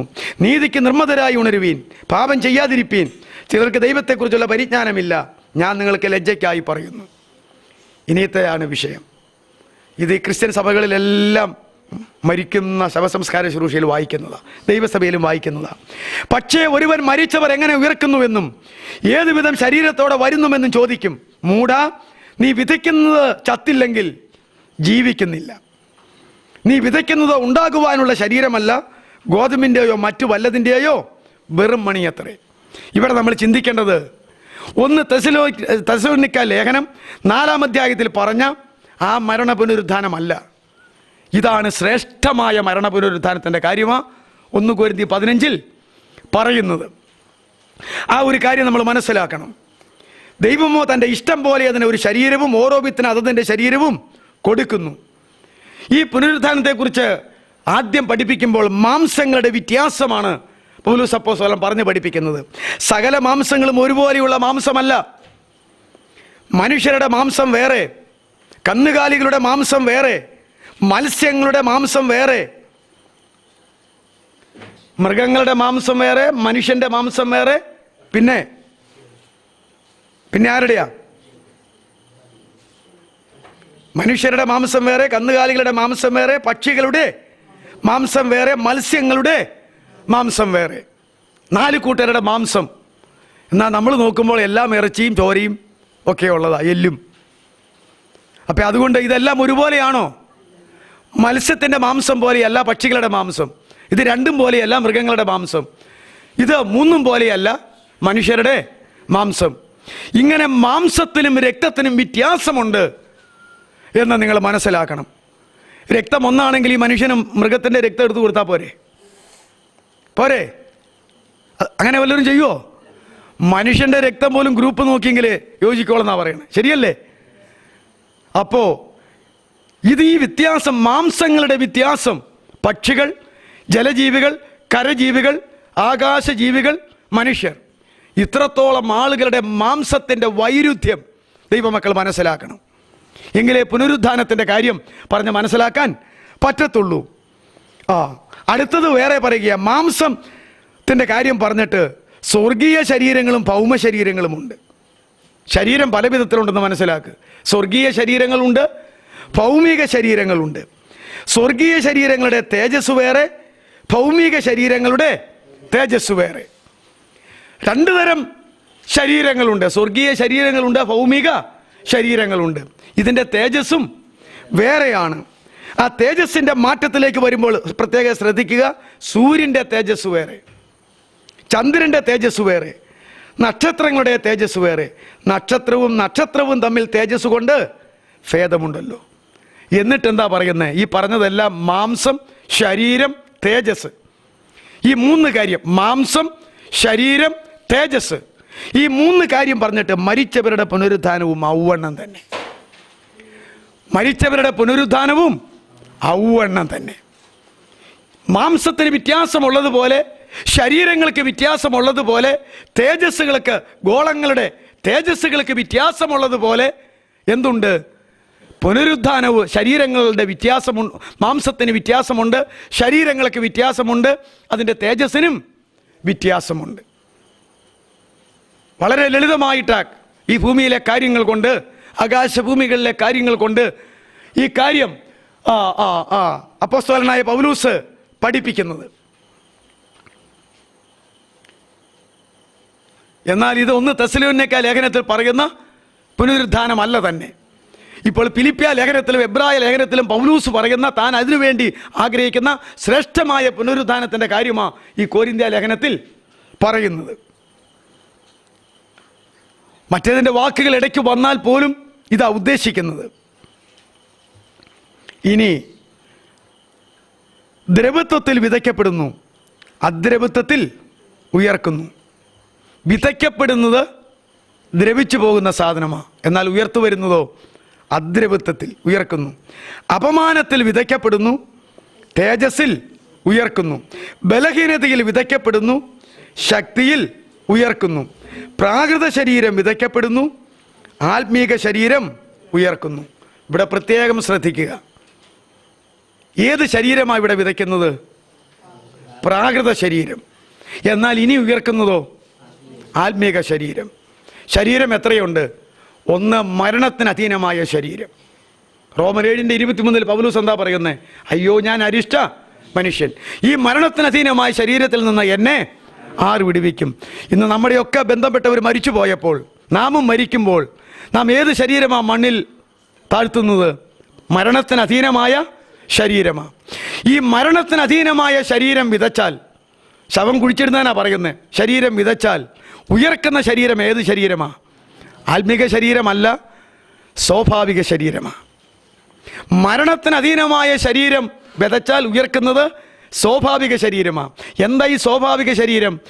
ആദമിനെയും അവ്വയെയും ഏദൻ തോട്ടത്തിൽ സൃഷ്ടിച്ചു വെച്ചപ്പോൾ അവർക്ക് പാപമുണ്ടായിരുന്നില്ല, അവർ വിശുദ്ധരായിരുന്നു, അവർ ദൈവ തേജസ്സാൽ മൂടപ്പെട്ടിരുന്നു. അതുകൊണ്ട് അവർക്ക് നഗ്നത അനുഭവപ്പെട്ടിരുന്നില്ല, അവർക്ക് വസ്ത്രധാരണമെന്ന് ആവശ്യമായിരുന്നില്ല. എന്നാൽ അവർക്ക് മാംസരക്തങ്ങൾ ഉണ്ടായിരുന്നു, അസ്ഥിയും മാംസവും എല്ലാം ഉണ്ടായിരുന്നു. അവരോട് വാഴാൻ പറഞ്ഞു, അവരോട് പെറ്റുപെരുകാൻ പറഞ്ഞു, ഇതെല്ലാം ഉണ്ടായിരുന്നു. ഇതാണ് സ്വാഭാവിക ശരീരം. അപ്പോൾ നമ്മുടെ മരണത്തിന് അധീനമായ ശരീരം വിതച്ചാൽ ഉയർക്കുന്നത് ഏത് ശരീരമായിരിക്കും? സ്വാഭാവിക ശരീരത്തിൻ്റെ പേരാ ഇവിടെ പറഞ്ഞത് പ്രാകൃത ശരീരം. ഞാൻ ഇതിനു മുമ്പ് പറഞ്ഞിട്ടുണ്ട്, ദേഹി പരൻ എന്നാണ് എന്താ പ്രാകൃതന്മാരെന്ന് പറയുന്നതിൻ്റെ നല്ല പരിഭാഷ. പ്രാകൃതന്മാരെന്ന് പറയുന്നത് ദൈവസഭയിൽ 3 കൂട്ടം ആളുകളുണ്ട്. ജഡീകന്മാർ, അത് കഴിഞ്ഞാൽ പിന്നത്തെ ഉയർന്ന കൂട്ടർ പ്രാകൃതന്മാർ. അതിൽ നിന്ന് മനസ്സിലാക്കണം, ജഡീകന്മാരുടെ താഴെയുള്ളവരല്ല, മുകളിലുള്ളവരാ പ്രാകൃതന്മാർ. പ്രാകൃതന്മാരെന്ന് വിവർത്തനം ചെയ്തിരിക്കുന്നിടത്ത് നാച്ചുറൽ മാൻ, സ്വാഭാവിക മനുഷ്യൻ എന്നാ പറയുന്നത്. അപ്പോൾ മരണത്തിന് അധീനമായ പിന്നെ ആത്മീകര് 3 കൂട്ടം ആളുകളുണ്ട്. അപ്പോൾ ജഡീകന്റെ അവസ്ഥയിൽ നിന്ന് വിടുവിക്കപ്പെട്ട് ജയജീവിതം എടുത്തവരുടെ പേരാണ് സ്വാഭാവിക മനുഷ്യൻ, നാച്ചുറൽ മാൻ, അല്ലെങ്കിൽ പ്രാകൃതർ എന്ന് പറഞ്ഞിരിക്കുന്നത്. അത് ഭാഷയുടെ ഒരു മിസ്റ്റേക്കാ. നല്ല ഭാഷ ദേഹി പരൻ എന്നാണ്, അല്ലെങ്കിൽ നാച്ചുറൽ മാൻ ഇംഗ്ലീഷിൽ. നാച്ചുറൽ മാൻ എന്നാണ്. അപ്പോൾ ഈ മരണത്തിന് അധീനമായ ശരീരം വിതച്ചാൽ ഉയർത്തെഴുന്നേൽക്കുന്നത് ഏത് ശരീരമാണ്? സ്വാഭാവിക മനുഷ്യൻ്റെ ശരീരം. അതായത് നമ്മുടെ ആദ്യ മാതാപിതാക്കന്മാരായ ആദമിനെയും ഹവ്വയെയും ദൈവം സൃഷ്ടിച്ചിട്ട് അവർ ജീവനുള്ള ദേഹിയായി തീർന്നിട്ട് അവർക്ക് പാപമില്ലാതിരിക്കുന്ന സാഹചര്യത്തിൽ, അവർ വിശുദ്ധന്മാരായിരിക്കുന്ന സാഹചര്യത്തിൽ, എന്നാൽ പെറ്റുപെരുകാൻ അനുവാദം കൊടുത്ത്, ഭൂമിയെ അടക്കി വാഴുവാൻ അനുവാദം കൊടുത്ത്, വസ്ത്രധാരണം ആവശ്യമില്ലാത്ത തരത്തിൽ പാപമില്ലാത്ത വിശുദ്ധന്മാരായതുകൊണ്ട് ദൈവതേജസ്സിനാൽ കവർ ചെയ്യപ്പെട്ട ആ ശരീരത്തിൻ്റെ കാര്യമാണ് പറയുന്നത് നാച്ചുറൽ മാൻ, അല്ലെങ്കിൽ പ്രാകൃതൻ, അല്ലെങ്കിൽ സ്വാഭാവിക മനുഷ്യൻ.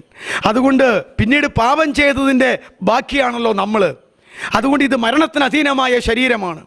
ഈ മരണത്തിന് അധീനമായ ശരീരം മണ്ണിൽ മറവ് ചെയ്താൽ കർത്താവിൻ്റെ മധ്യാകാശ വരവെങ്കിൽ ഇത് ഉയർക്കുന്നത് 1 തെസ്സലോനിക്ക 4:14 പറയുന്ന ഉയർപ്പെന്ന് പറയുന്നത് ഏതിൽ നിന്ന് ഏതിലേക്കുള്ള ഉയർപ്പാണ്?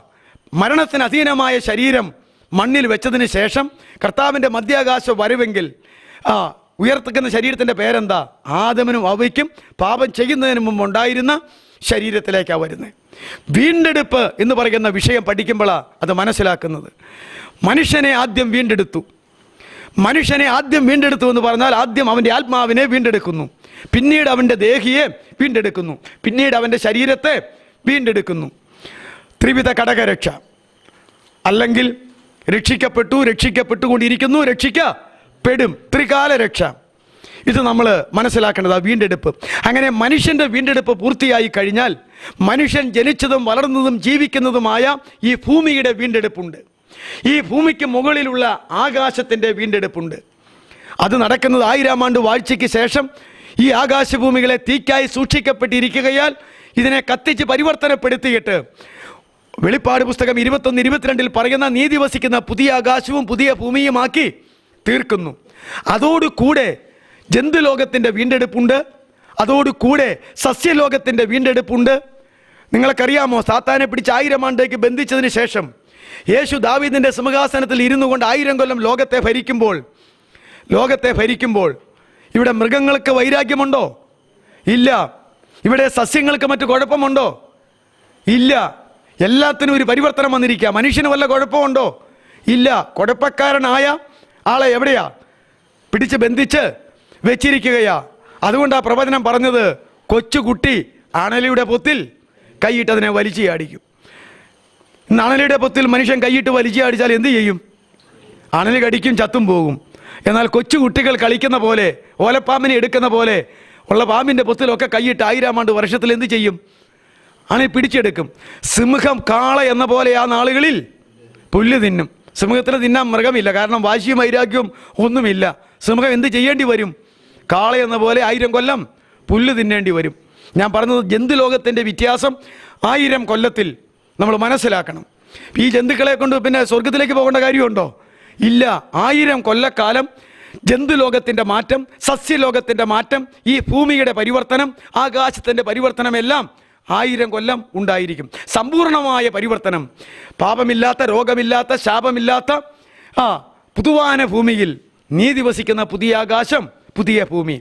അവിടെയാണ് വീണ്ടെടുപ്പ് എന്ന് പറയുന്ന കാൽവറിയിൽ തുടങ്ങിയ വീണ്ടെടുപ്പ് പ്രക്രിയ, രക്തത്താലുള്ള വീണ്ടെടുപ്പ് പ്രക്രിയ അവസാനിക്കുന്നത് എവിടെയാ? പുതുവാന ഭൂമിയിലാണ്. ഇതാ എല്ലാം പുതുതാക്കുന്നു, ഇതാ എല്ലാം സംഭവിച്ചു തീർന്നിരിക്കുന്നു. ഇനി പാപമില്ല, ദുഃഖമില്ല, അതില്ല, ഇതില്ല എന്നെല്ലാം പറയുന്നു. കാരണം ഈ ഭൂമിക്കറിയാം, ഇപ്പോഴത്തെ ഭൂമിയിൽ 2 സമുദ്രവും 1 കരയുമാണ്. എന്നാൽ പുതുവാന ഭൂമിയിൽ സമുദ്രമില്ല. സമുദ്രമില്ലാത്തത് കൊണ്ട് ഭൂമി മുഴുവൻ എന്തു തന്നെയാ? കര തന്നെയാ. കാര്യം മനസ്സിലായില്ലേ? ഈ ചേഞ്ചുകളെല്ലാം ഉണ്ടാകും. അപ്പം ഞാൻ പറഞ്ഞത്, മനുഷ്യനോട് ബന്ധപ്പെട്ട സകല വിഷയത്തിനും വീണ്ടെടുപ്പുണ്ട്. ആ വീണ്ടെടുപ്പിൻ്റെ ആരംഭം കാൽവറിയിൽ കർത്താവ് ചൊരിഞ്ഞ രക്തം തന്നെയാണ്. എന്നാൽ തൻ്റെ രൂപത്തിലും ഛായയിലും സൃഷ്ടിക്കപ്പെട്ട മനുഷ്യവർഗത്തിൻ്റെ വീണ്ടെടുപ്പാണ് ഏറ്റവും വലുത്. അത് നിവർത്തിച്ച് കഴിഞ്ഞാൽ ഈ ആകാശഭൂമികളുടെ, പ്രപഞ്ചത്തിൻ്റെ, ജന്തുലോകത്തിൻ്റെ എല്ലാം വീണ്ടെടുപ്പുണ്ട്. 1000 ആണ്ട് വാഴ്ചയിലാണ് ഈ ജന്തുലോകത്തിൻ്റെ ആ വീണ്ടെടുപ്പ് കാണിച്ചു കൊടുക്കുന്നത്. അപ്പോൾ ഞാൻ പറഞ്ഞത്, നഷ്ടപ്പെട്ടതിനെയാണ് വീണ്ടെടുക്കുന്നത്. ആദാമിനും ഹവ്വയ്ക്കും നഷ്ടപ്പെട്ടത് അവരുടെ പാപമില്ലാത്ത ആ ശരീരമാണ്, ആ അവസ്ഥയാണ്. ആ നഷ്ടപ്പെട്ട വീണ്ടെടുപ്പാണ് കർത്താവ് തൻ്റെ മക്കൾക്ക് വേണ്ടി ആദ്യം നടത്തുന്നത്. അതുകൊണ്ട് മരണത്തിന് അധീനമായ ശരീരം വിതച്ചാൽ ഉയർക്കുന്നത് നാച്ചുറൽ മാനായിരിക്കും, സ്വാഭാവിക മനുഷ്യനായിരിക്കും. ആദമും ഹവ്വയും. ആ മനുഷ്യന് എന്ത് ചെയ്യുവാൻ കഴിയുമായിരുന്നു? ആ മനുഷ്യനെയാണ് ആദ്യത്തെ പുനരുത്ഥാനത്തിൽ മധ്യാകാശത്തിലേക്ക് കൊണ്ടുപോകുന്നത്. ജീവിച്ചിരിക്കുന്നവർ രൂപാന്തരപ്പെട്ട് മരിച്ചവർ ഉയർത്തെഴുന്നേറ്റും കൊണ്ടുപോകുന്നത്. പിന്നീട് പ്രതിഫലത്തിൻ്റെ ന്യായാസനത്തിലാണ് മറ്റൊരു പുനരുത്ഥാനം നടക്കുന്നത്.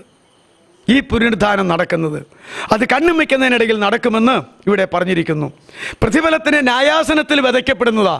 ഇപ്പം സ്വാഭാവിക ശരീരത്തോടു കൂടി അവിടെ നിൽക്കുന്നവരിൽ ഒരു കൂട്ടർക്ക് പ്രതിഫലം നഷ്ടപ്പെട്ട് അവർ ലജ്ജിച്ച് മാറിപ്പോകുമ്പോൾ മറ്റൊരു കൂട്ടർ പ്രതിഫലം മുഴുവൻ കിട്ടി സന്തോഷത്തോടെ മാറിപ്പോകുന്ന ഒരു കൂട്ടരുണ്ട്.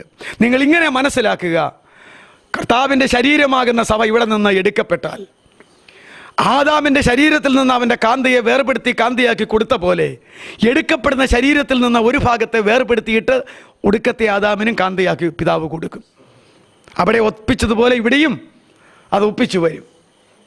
അതുകൊണ്ട് ഇവിടെ വായിക്കുന്നത് പ്രാകൃത ശരീരം വിതയ്ക്കപ്പെടുന്നു. ഇത് തെസലോനിക്ക ലേഖനത്തിലെ കാര്യമല്ല, ഇത് മറ്റേ പുനരുത്ഥാനത്തിൻ്റെ കാര്യമാണ്. നാച്ചുറൽ ബോഡി വിതയ്ക്കപ്പെട്ടാൽ പിന്നെ ഉയർക്കുന്ന ശരീരത്തിൻ്റെ പേരെന്താ? ആത്മീക ശരീരം. ഇപ്പോൾ ആത്മീക ശരീരം നമ്മുടെ കർത്താവ് 40-ാം ദിവസം ഉയർത്തെഴുന്നേറ്റ് 40-ാം ദിവസം സ്വർഗത്തിലേക്ക് പോയപ്പോൾ ഏത് ശരീരത്തിലാണ് പോയേക്കുന്നത്? ആത്മീക ശരീരത്തിലാണ്, സ്വാഭാവിക മനുഷ്യൻ്റെ ശരീരത്തിലല്ല. സ്വാഭാവിക മനുഷ്യൻ്റെ ശരീരത്തിലല്ല, ആത്മീക ശരീരത്തിലാണ്. അപ്പം ഈ സ്വാഭാവിക ശരീരം വിതയ്ക്കപ്പെടുന്നത് പ്രതിഫലത്തിൻ്റെ ന്യായാസനത്തിൽ വെച്ചാണ്.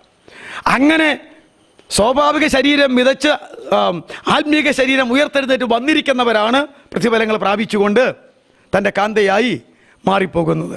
അതിനധികം നേരമൊന്നും വേണ്ട, കണ്ണിമയ്ക്കുന്നതിനിടയിൽ. അപ്പോൾ ഒരുപിടി സംശയങ്ങൾ വരും. പിന്നെ എങ്ങനെയായി ഈ പൊങ്ങിപ്പോകുന്നത് എങ്ങനെയാണെന്ന് ചോദിച്ചാൽ ആനോക്കിനെ എങ്ങനെയാണ് പൊക്കിയത്? 300 വർഷം ദൈവത്തോട് കൂടെ നടന്നു. ദൈവം അവനെ എടുത്തുകൊണ്ടതിനാൽ ഇവിടുന്ന് എങ്ങനെയാണ് പോയത്? ഏലീശായിൽ നിന്ന് ഏലിയാവിനെ എങ്ങനെയാണ് എടുത്തുകൊണ്ട് പോയത്? ഇവിടെ വെച്ച് വല്ല രൂപാന്തരം കൊടുത്തോണ്ടാണോ? അല്ല, ആ കാട്ടിൽ വെച്ച അഗ്നിത്തേരുകളും അഗ്നിയശ്വങ്ങളും വന്നിട്ട് അവനെ പൊക്കിക്കൊണ്ടുപോയി. കർത്താവ് എങ്ങനെയാണ് പൊങ്ങിപ്പോയത്? ഒരു മേഘം അവനെ മൂടിയിട്ട് അവൻ മേഘത്തിലായി അങ്ങ് പൊങ്ങിപ്പോയി. അപ്പോൾ അതൊക്കെ ചെയ്യാൻ കർത്താവിന് കഴിയും.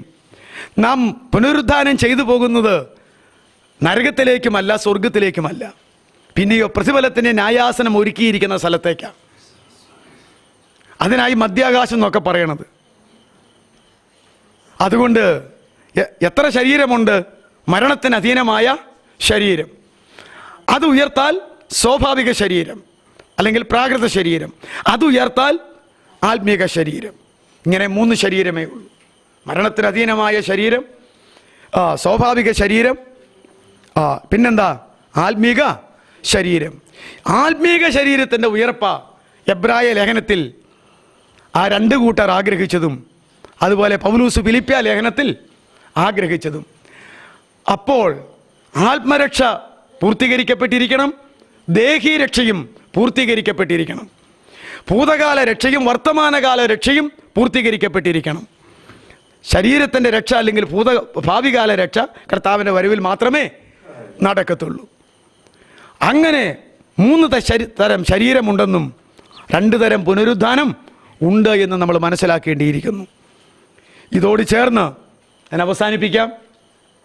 ഇതോട് ചേർന്ന് 1 യോഹന്നാൻ 3:1 മുതൽ 3 വരെ വായിക്കുമ്പോൾ നമുക്കൊരുപിടി കാര്യങ്ങൾ പലവട്ടം പറഞ്ഞതാ, എങ്കിലും ഈ വിഷയത്തോട് ബന്ധപ്പെട്ട് പറഞ്ഞാൽ പെട്ടെന്ന് കാര്യം നമുക്ക് മനസ്സിലാക്കാനായിട്ട് കഴിയും. കാൺമീൻ, നാം ദൈവമക്കളെന്ന് വിളിക്കപ്പെടുവാൻ പിതാവ് നമുക്ക് എത്ര വലിയ കർത്താവായിരിക്കുന്ന യേശുവിനെ മനുഷ്യസ്നേഹത്താൽ കാൽവരിയിൽ നമുക്ക് വേണ്ടി പകരക്കാരനായി മരിക്കുവാൻ, നമ്മുടെ പാപത്തെ അവൻ്റെ ശരീരത്തിൽ വഹിച്ച് പാപത്തെ കാൽവരി ക്രൂശിൽ ദൈവത്തിന് ശിക്ഷിക്കുവാൻ ഇടയായ ദൈവത്തിൻ്റെ സ്നേഹം, ആ സ്നേഹത്തിലേക്ക് വന്നിരിക്കുന്നവർ, അതാ കാൺമീൻ, നാം ദൈവമക്കളെന്ന് വിളിക്കപ്പെടുവാൻ പിതാവ് എത്ര വലിയ സ്നേഹം നൽകിയിരിക്കുന്നു. പിതാവിൻ്റെ സ്നേഹം ആരിൽ കൂടിയാണ് വെളിപ്പെടുത്തിയത്? കാൽവരിയിൽ നമുക്ക് വേണ്ടി മരിപ്പിച്ച ക്രിസ്തുവിലൂടെ. ആ വിശ്വാസത്തിലേക്ക് വന്നിരിക്കുന്നവരെല്ലാം ആരാണ്? കൺമീ, നാം ദൈവമക്കളെന്ന് വിളിക്കപ്പെടുവാൻ പിതാവ് എത്ര വലിയ സ്നേഹം നൽകിയിരിക്കുന്നു. നാം അങ്ങനെ തന്നെയാകുന്നു. അപ്പം നാം ഇപ്പോൾ ആരാ? ദൈവമക്കൾ. എന്നാൽ അടുത്ത വാക്യം എന്താ? നാം ദൈവമക്കളാ, പക്ഷേ നാം ഇപ്പോൾ ദൈവമക്കളാകുന്നു. നാം ഇന്നതാകുമെന്ന് ഇതുവരെ പ്രത്യക്ഷമായി എന്നാൽ ദൈവമക്കളായ നമ്മൾ എന്താകുമെന്ന് ഇതുവരെ ആയി തീർന്നിട്ടില്ല, പ്രത്യക്ഷപ്പെട്ടിട്ടില്ല. അപ്പം നോക്കിക്കേ, ഈ ദൈവമക്കളുടെ അവസ്ഥയിൽ ഇരുന്നാൽ മതിയോ? പോരാ. നാം ദൈവമക്കളാണ്, അത് യേശുക്രിസ്തുവിൻ്റെ സ്നേഹത്തിലൂടെയാണ് ആയത്, അതിന് യാതൊരു തർക്കവുമില്ല. എന്നാൽ നാം എന്തായി തീരുമെന്ന് ഇതുവരെ വെളിപ്പെട്ടിട്ടില്ല, പ്രത്യക്ഷപ്പെട്ടിട്ടില്ല. ആ അവസ്ഥ പ്രത്യക്ഷപ്പെട്ടിട്ടില്ല. ബാക്കി വായിച്ചേ. ആര്? അപ്പൊ ഇപ്പൊ യേശു എങ്ങനെയാ പോയിരിക്കുന്നത്? യേശു മരിച്ചിട്ട് ഉയർത്തെഴുന്നേറ്റ് അങ്ങോട്ട് പോയപ്പോൾ താൻ ഏത് ശരീരത്തിലാ പോയേക്കുന്നത്? ആത്മീക ശരീരത്തിൽ. ആത്മീക ശരീരത്തിൻ്റെ ഏറ്റവും വലിയ തേജസ്സിൽ. ആ തേജസ് ഏതാ? നക്ഷത്രത്തിൻ്റെ തേജസ്സാണോ, ചന്ദ്രൻ്റെ തേജസ്സാണോ, സൂര്യൻ്റെ തേജസ്സാണോ വലുത്? സൂര്യൻ്റെ തേജസ്സാ.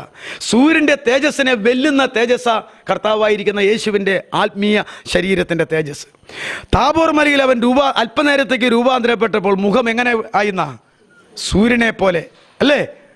ഇവിടെ വെച്ച് താബോർ മലയിൽ വെച്ച് മുഖം സൂര്യനെ പോലെ ആയെങ്കിൽ ഭൂമിയുടെ പരിധി വിട്ട് അങ്ങോട്ട് പോയാൽ അവൻ്റെ തേജസ് എങ്ങനെയാ?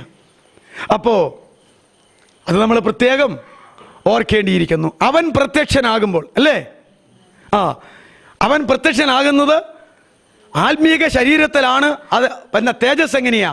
സൂര്യനേക്കാൾ പൗലോസ് തന്നെ പഠിപ്പിച്ചു, സൂര്യനേക്കാൾ വലിയ തേജസ്സില്ല, ദൈവ തേജസ്സിൽ. ഈ കുഞ്ഞാടിലുള്ള യേശുക്രിസ്തുവിലുള്ള ദൈവ തേജസ് കൊണ്ട് പുതിയ ആകാശത്തും പുതിയ ഭൂമിക്കും എന്താവശ്യമില്ല? സൂര്യൻ്റെ ആവശ്യമില്ല. സൂര്യൻ വേണോ പുതുവാന ഭൂമിയിൽ? ചന്ദ്രൻ വേണോ? നക്ഷത്രങ്ങൾ വേണോ? വേണ്ട, അതൊന്നും വേണ്ട. കാരണം കുഞ്ഞാട് അതിൻ്റെ വിളക്ക്, പ്രകാശമാണ്.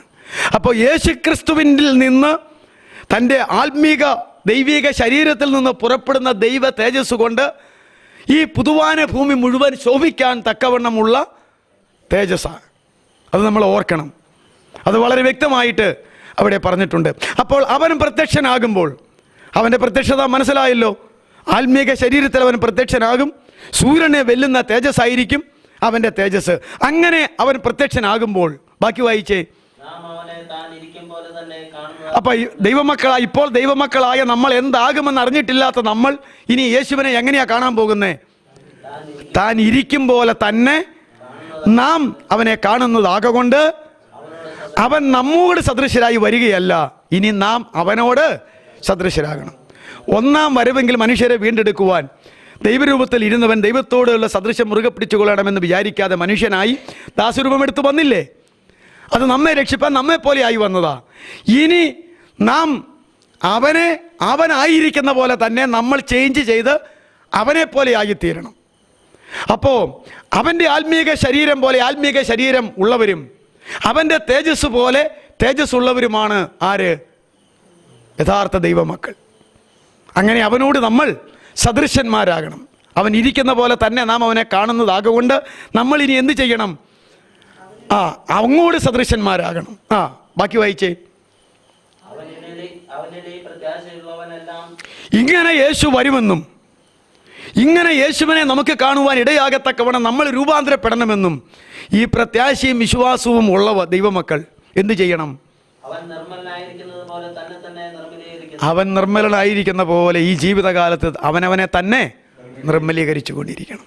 ദൈവത്തിൻ്റെ ഇഷ്ടമോ നിങ്ങളുടെ ശുദ്ധീകരണം തന്നെ. ശുദ്ധീകരണം കൂടാതെ ആർക്കും ദൈവത്തെ കാണുവാൻ പറ്റില്ല. ഒരിക്കൽ നീതീകരണം ലഭിച്ചു, നാൾ തോറും ശുദ്ധീകരണം പ്രാപിച്ചു കൊണ്ടിരിക്കണം. അപ്പോൾ തേജസ്കരണം ഉണ്ടാകും. അപ്പോൾ ഇങ്ങനെയാണ് സംഭവിക്കുന്നത്. അപ്പോൾ ഈ ലോക ജീവിതത്തിൽ നാൾ തോറും യേശുവിൻ്റെ നിർമ്മലീകരണത്തിലേക്ക് നമ്മൾ പോകുന്നില്ലെങ്കിൽ ഒരിക്കലും അവൻ്റെ തേജസ് നമുക്ക് കിട്ടത്തില്ല. അതുകൊണ്ട് ക്രിസ്തീയ ജീവിതം എന്ന് പറയുന്നത് യേശുവിന് തന്നെ പോലെയുള്ള ഒരു കാന്തയെ മതി. ആ കാന്ത ആരാന്ന് ഇപ്പോൾ മനസ്സിലായില്ലേ? ഇപ്രകാരമുള്ള ശ്രേഷ്ഠമായ പുനരുത്ഥാനത്തിൻ്റെ ഉടമയാണ്. ഇവിടെ വാക്കുകൾ അവസാനിപ്പിക്കട്ടെ. നമ്മുടെ വിഷയം പുനരുത്ഥാനമായിരുന്നു. 3 തരം ശരീരമുണ്ട്, 2 തരം പുനരുത്ഥാനമുണ്ട്. പൗലോസ് അപ്പോസ്തലൻ ആഗ്രഹിക്കുന്ന പുനരുത്ഥാനം ഫിലിപ്പിയ ലേഖനത്തിലൂടെയും എബ്രായ ലേഖനത്തിലൂടെയും ശ്രേഷ്ഠമായ പുനരുത്ഥാനമാണ്. ഇവിടെയാണ് കഷ്ടങ്ങൾ സഹിക്കേണ്ടി വരിക, ഇവിടെയാണ് നഷ്ടങ്ങൾ സഹിക്കേണ്ടി വരിക. നാം നേരത്തെ ചിന്തിച്ചിട്ടുണ്ട്, ഞങ്ങളുടെ സുവിശേഷത്താൽ നിങ്ങളെ രക്ഷയ്ക്കായി ദൈവം വിളിച്ചത് യേശുക്രിസ്തുവിൻ്റെ മഹത്വം പ്രാപിപ്പാനാണ്. എന്തിനു വേണ്ടി സുവിശേഷത്താൽ രക്ഷിക്കപ്പെട്ടു വന്നു? യേശു ക്രിസ്തുവിൻ്റെ മഹത്വം പ്രാപിപ്പാനാണ്. തെസ്സലോനിക്ക ലേഖനത്തിൽ പറയുന്നു. ഈ ബാലശിക്ഷകൾ ദൈവം തന്ന എന്തുകൊണ്ട് നമ്മെ നേരെയാക്കുന്നു? അവൻ്റെ വിശുദ്ധി പ്രാപിപ്പാൻ. എന്തുകൊണ്ട് കഷ്ടത അനുഭവിക്കുന്നു? തേജസ് പ്രാപിപ്പാൻ. ഇവിടെ നേരത്തേക്കുള്ള ലഘുവായ കഷ്ടത അനവധിയായ അത്യന്തം തേജസ്സിൻ്റെ നിത്യകനം പ്രാപിപ്പാൻ ഇടയാകുന്നു. നമ്മിൽ വെളിപ്പെടുവാനുള്ള തേജസ് വിചാരിച്ചാൽ ഈ കാലത്തിലെ കഷ്ടങ്ങൾ സാരമില്ല എന്ന് നമുക്ക് എണ്ണാം. കഷ്ടതയും തേജസ്സും ഒരുമിച്ച് വരുന്നു. അതുകൊണ്ട് അവൻ്റെ മഹത്വം പ്രാപിക്കുക, അവൻ്റെ വിശുദ്ധി പ്രാപിക്കുക, അവൻ്റെ തേജസ് പ്രാപിക്കുക. അതിലേക്കാണ് നമ്മുടെ പുനരുത്ഥാനങ്ങൾ നമ്മെ വഴി നടത്തേണ്ടത്. അതിലേക്കാണ് നമ്മുടെ ശരീരത്തിൻ്റെ വിഭജനങ്ങൾ നമ്മൾ മനസ്സിലാക്കേണ്ടത്. അപ്പോൾ പ്രതിഫലത്തിൻ്റെ ന്യായാസനത്തിൽ വെച്ച് സ്വാഭാവിക ശരീരം വിതച്ചിട്ട് ആത്മീക ശരീരം ഉയർക്കുവാൻ എന്തോരം നേരം വേണം? കണ്ണിമിക്കുന്നതിനിടയിൽ. അത് സംഭവിക്കുമോ? ഈ പ്രപഞ്ച സൃഷ്ടി മുഴുവൻ ഉണ്ടാകട്ടെ എന്ന് പറഞ്ഞു തീരുമ്പോൾ ഉണ്ടായതാ എന്ന് പറഞ്ഞാൽ ഉണ്ടാകട്ടെ എന്ന് പറഞ്ഞപ്പോഴത്തേക്ക് എന്തുണ്ടായി? ഇതെല്ലാം ഉണ്ടായി. അങ്ങനെയല്ലേ? അപ്പോൾ ഈ ആത്മീക ശരീരത്തിലേക്കുള്ള പുനരുത്ഥാനം എന്ന് പറയുന്നതിന് എന്തോരം നേരം വേണമെന്നാണ് പറഞ്ഞത്? കണ്ണിമയ്ക്കുന്നതിനിടയിൽ. ആ സ്വാഭാവിക ശരീരത്തിലായിരിക്കുന്നവർ ആത്മീക ശരീരത്തിൽ ആകട്ടെ എന്ന് യേശു എന്ന് പറഞ്ഞാൽ മതി. അപ്പോൾ എന്തായി മാറും? പ്രതിഫലത്തിന്റെ ന്യായാസനത്തിൽ വെച്ച് തന്നെ സ്വാഭാവിക മനുഷ്യൻ വിതയ്ക്കപ്പെട്ടിട്ട് മരിച്ചിട്ട് പിന്നെ അവൻ എന്തായിത്തീരും? ആത്മീക ശരീരമായി തീരും. അത്രയും താമസം മതി. മറ്റേതിനും അധികം താമസമില്ല. എന്നാലും കണ്ണുമയ്ക്കുന്നതിനിടയിലല്ല മറ്റേ ഇത് നടക്കുന്നത്. അത് പറഞ്ഞിട്ടുണ്ടോ? ഇതൊന്നാണ് നമ്മൾ ഓർത്തിരുന്നത്. ഇപ്രകാരമുള്ള അനുഭവത്തിലേക്ക് വരുമ്പോഴാണ് ആ വെല്ലുവിളി ജയഗീതം കേൾക്കുന്നത്. മരണമേ നിൻ്റെ ഇനി മരണമില്ല, പാതാളമേ നിൻ്റെ ജയം എവിടെ? ഇനി പാതാള മനുഷ്യനുണ്ടോ? ഇല്ല. അങ്ങോട്ടേക്കുള്ളവനെല്ലാം അങ്ങോട്ടേക്ക് പോയി, ഇങ്ങോട്ടേക്കുള്ളവനെല്ലാം ഇങ്ങോട്ട് വന്നു. അപ്രകാരമുള്ള ഒരു ജയജീവിതത്തെക്കുറിച്ചാണ് കർത്താവ് പറഞ്ഞ് പഠിപ്പിച്ചിരിക്കുന്നത്. ക്രിസ്തീയ ജീവിതം ശ്രേഷ്ഠകരമായ ജീവിതം, ക്രിസ്തുവിനെ പോലെ ആയിത്തീരുന്ന ജീവിതം. അതുകൊണ്ട് കുഞ്ഞാടിൻ്റെ വിവാഹ നിശ്ചയം ചെയ്യുന്നത് ഇത്രത്തോളം വേണ്ട. എന്നാൽ കല്യാണം നടക്കണമെങ്കിൽ നിർമ്മല കന്യകയായി തീരണം. അവനെപ്പോലെയുള്ള നിർമ്മലീകരണം വരണം. ഇതാണ് കറതീർന്ന ദൈവശാസ്ത്രം. ഇതാണ് ശരീരങ്ങളെ സംബന്ധിച്ചും പുനരുത്ഥാനം സംബന്ധിച്ചുമുള്ള വെളിപ്പെടുത്തപ്പെട്ട സത്യങ്ങൾ. ഇതുകൊണ്ട് തീർന്നു കാണുമെന്ന് ഞാൻ വിചാരിക്കുന്നില്ല. ഒരുപിടി കാര്യങ്ങൾ നമുക്കിനിയും അവ്യക്തതകളുണ്ട്. ദൈവം നമുക്ക് വെളിപ്പെടുത്തി തരും, തൻ്റെ ഭക്തന്മാർക്ക് വെളിപ്പെടുത്തി കൊടുക്കും.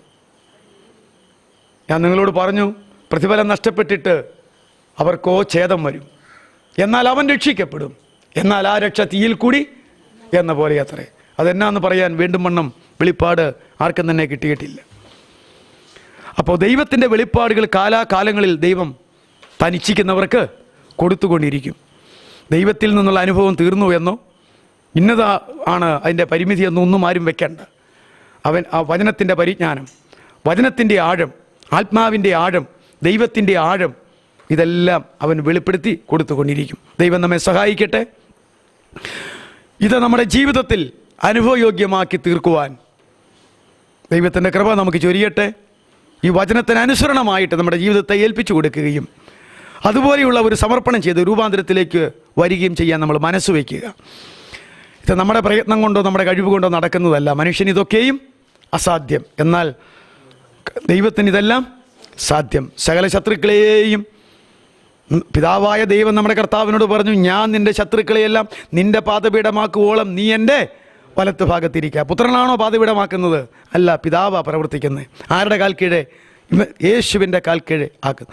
അതുകൊണ്ട് സാത്താൻ മാറി, മരണം മാറി, ശാപം മാറി, ഒടുക്കത്തെ ശത്രുവായിട്ട് ആര് മാറിപ്പോകും? മരണം മാറിപ്പോകും. എല്ലാം മാറി നിത്യതയുടെ പൊൻപുലരിയിൽ തുറമുഖത്ത് കർത്താവിൻ്റെ തേജസ് പോലെ നാം തേജസ് പ്രാപിച്ച് അവനെ കണ്ട് അവനോട് ചേരുവാൻ ഉള്ള ആ മഹത്തായ ഭാഗ്യപദവി എനിക്കും നിങ്ങൾക്കും ഉണ്ടാകട്ടെ. നമ്മുടെ അറിവോടുകൂടെ ദൈവത്തിൻ്റെ ആത്മാവ് വ്യാപരിക്കട്ടെ.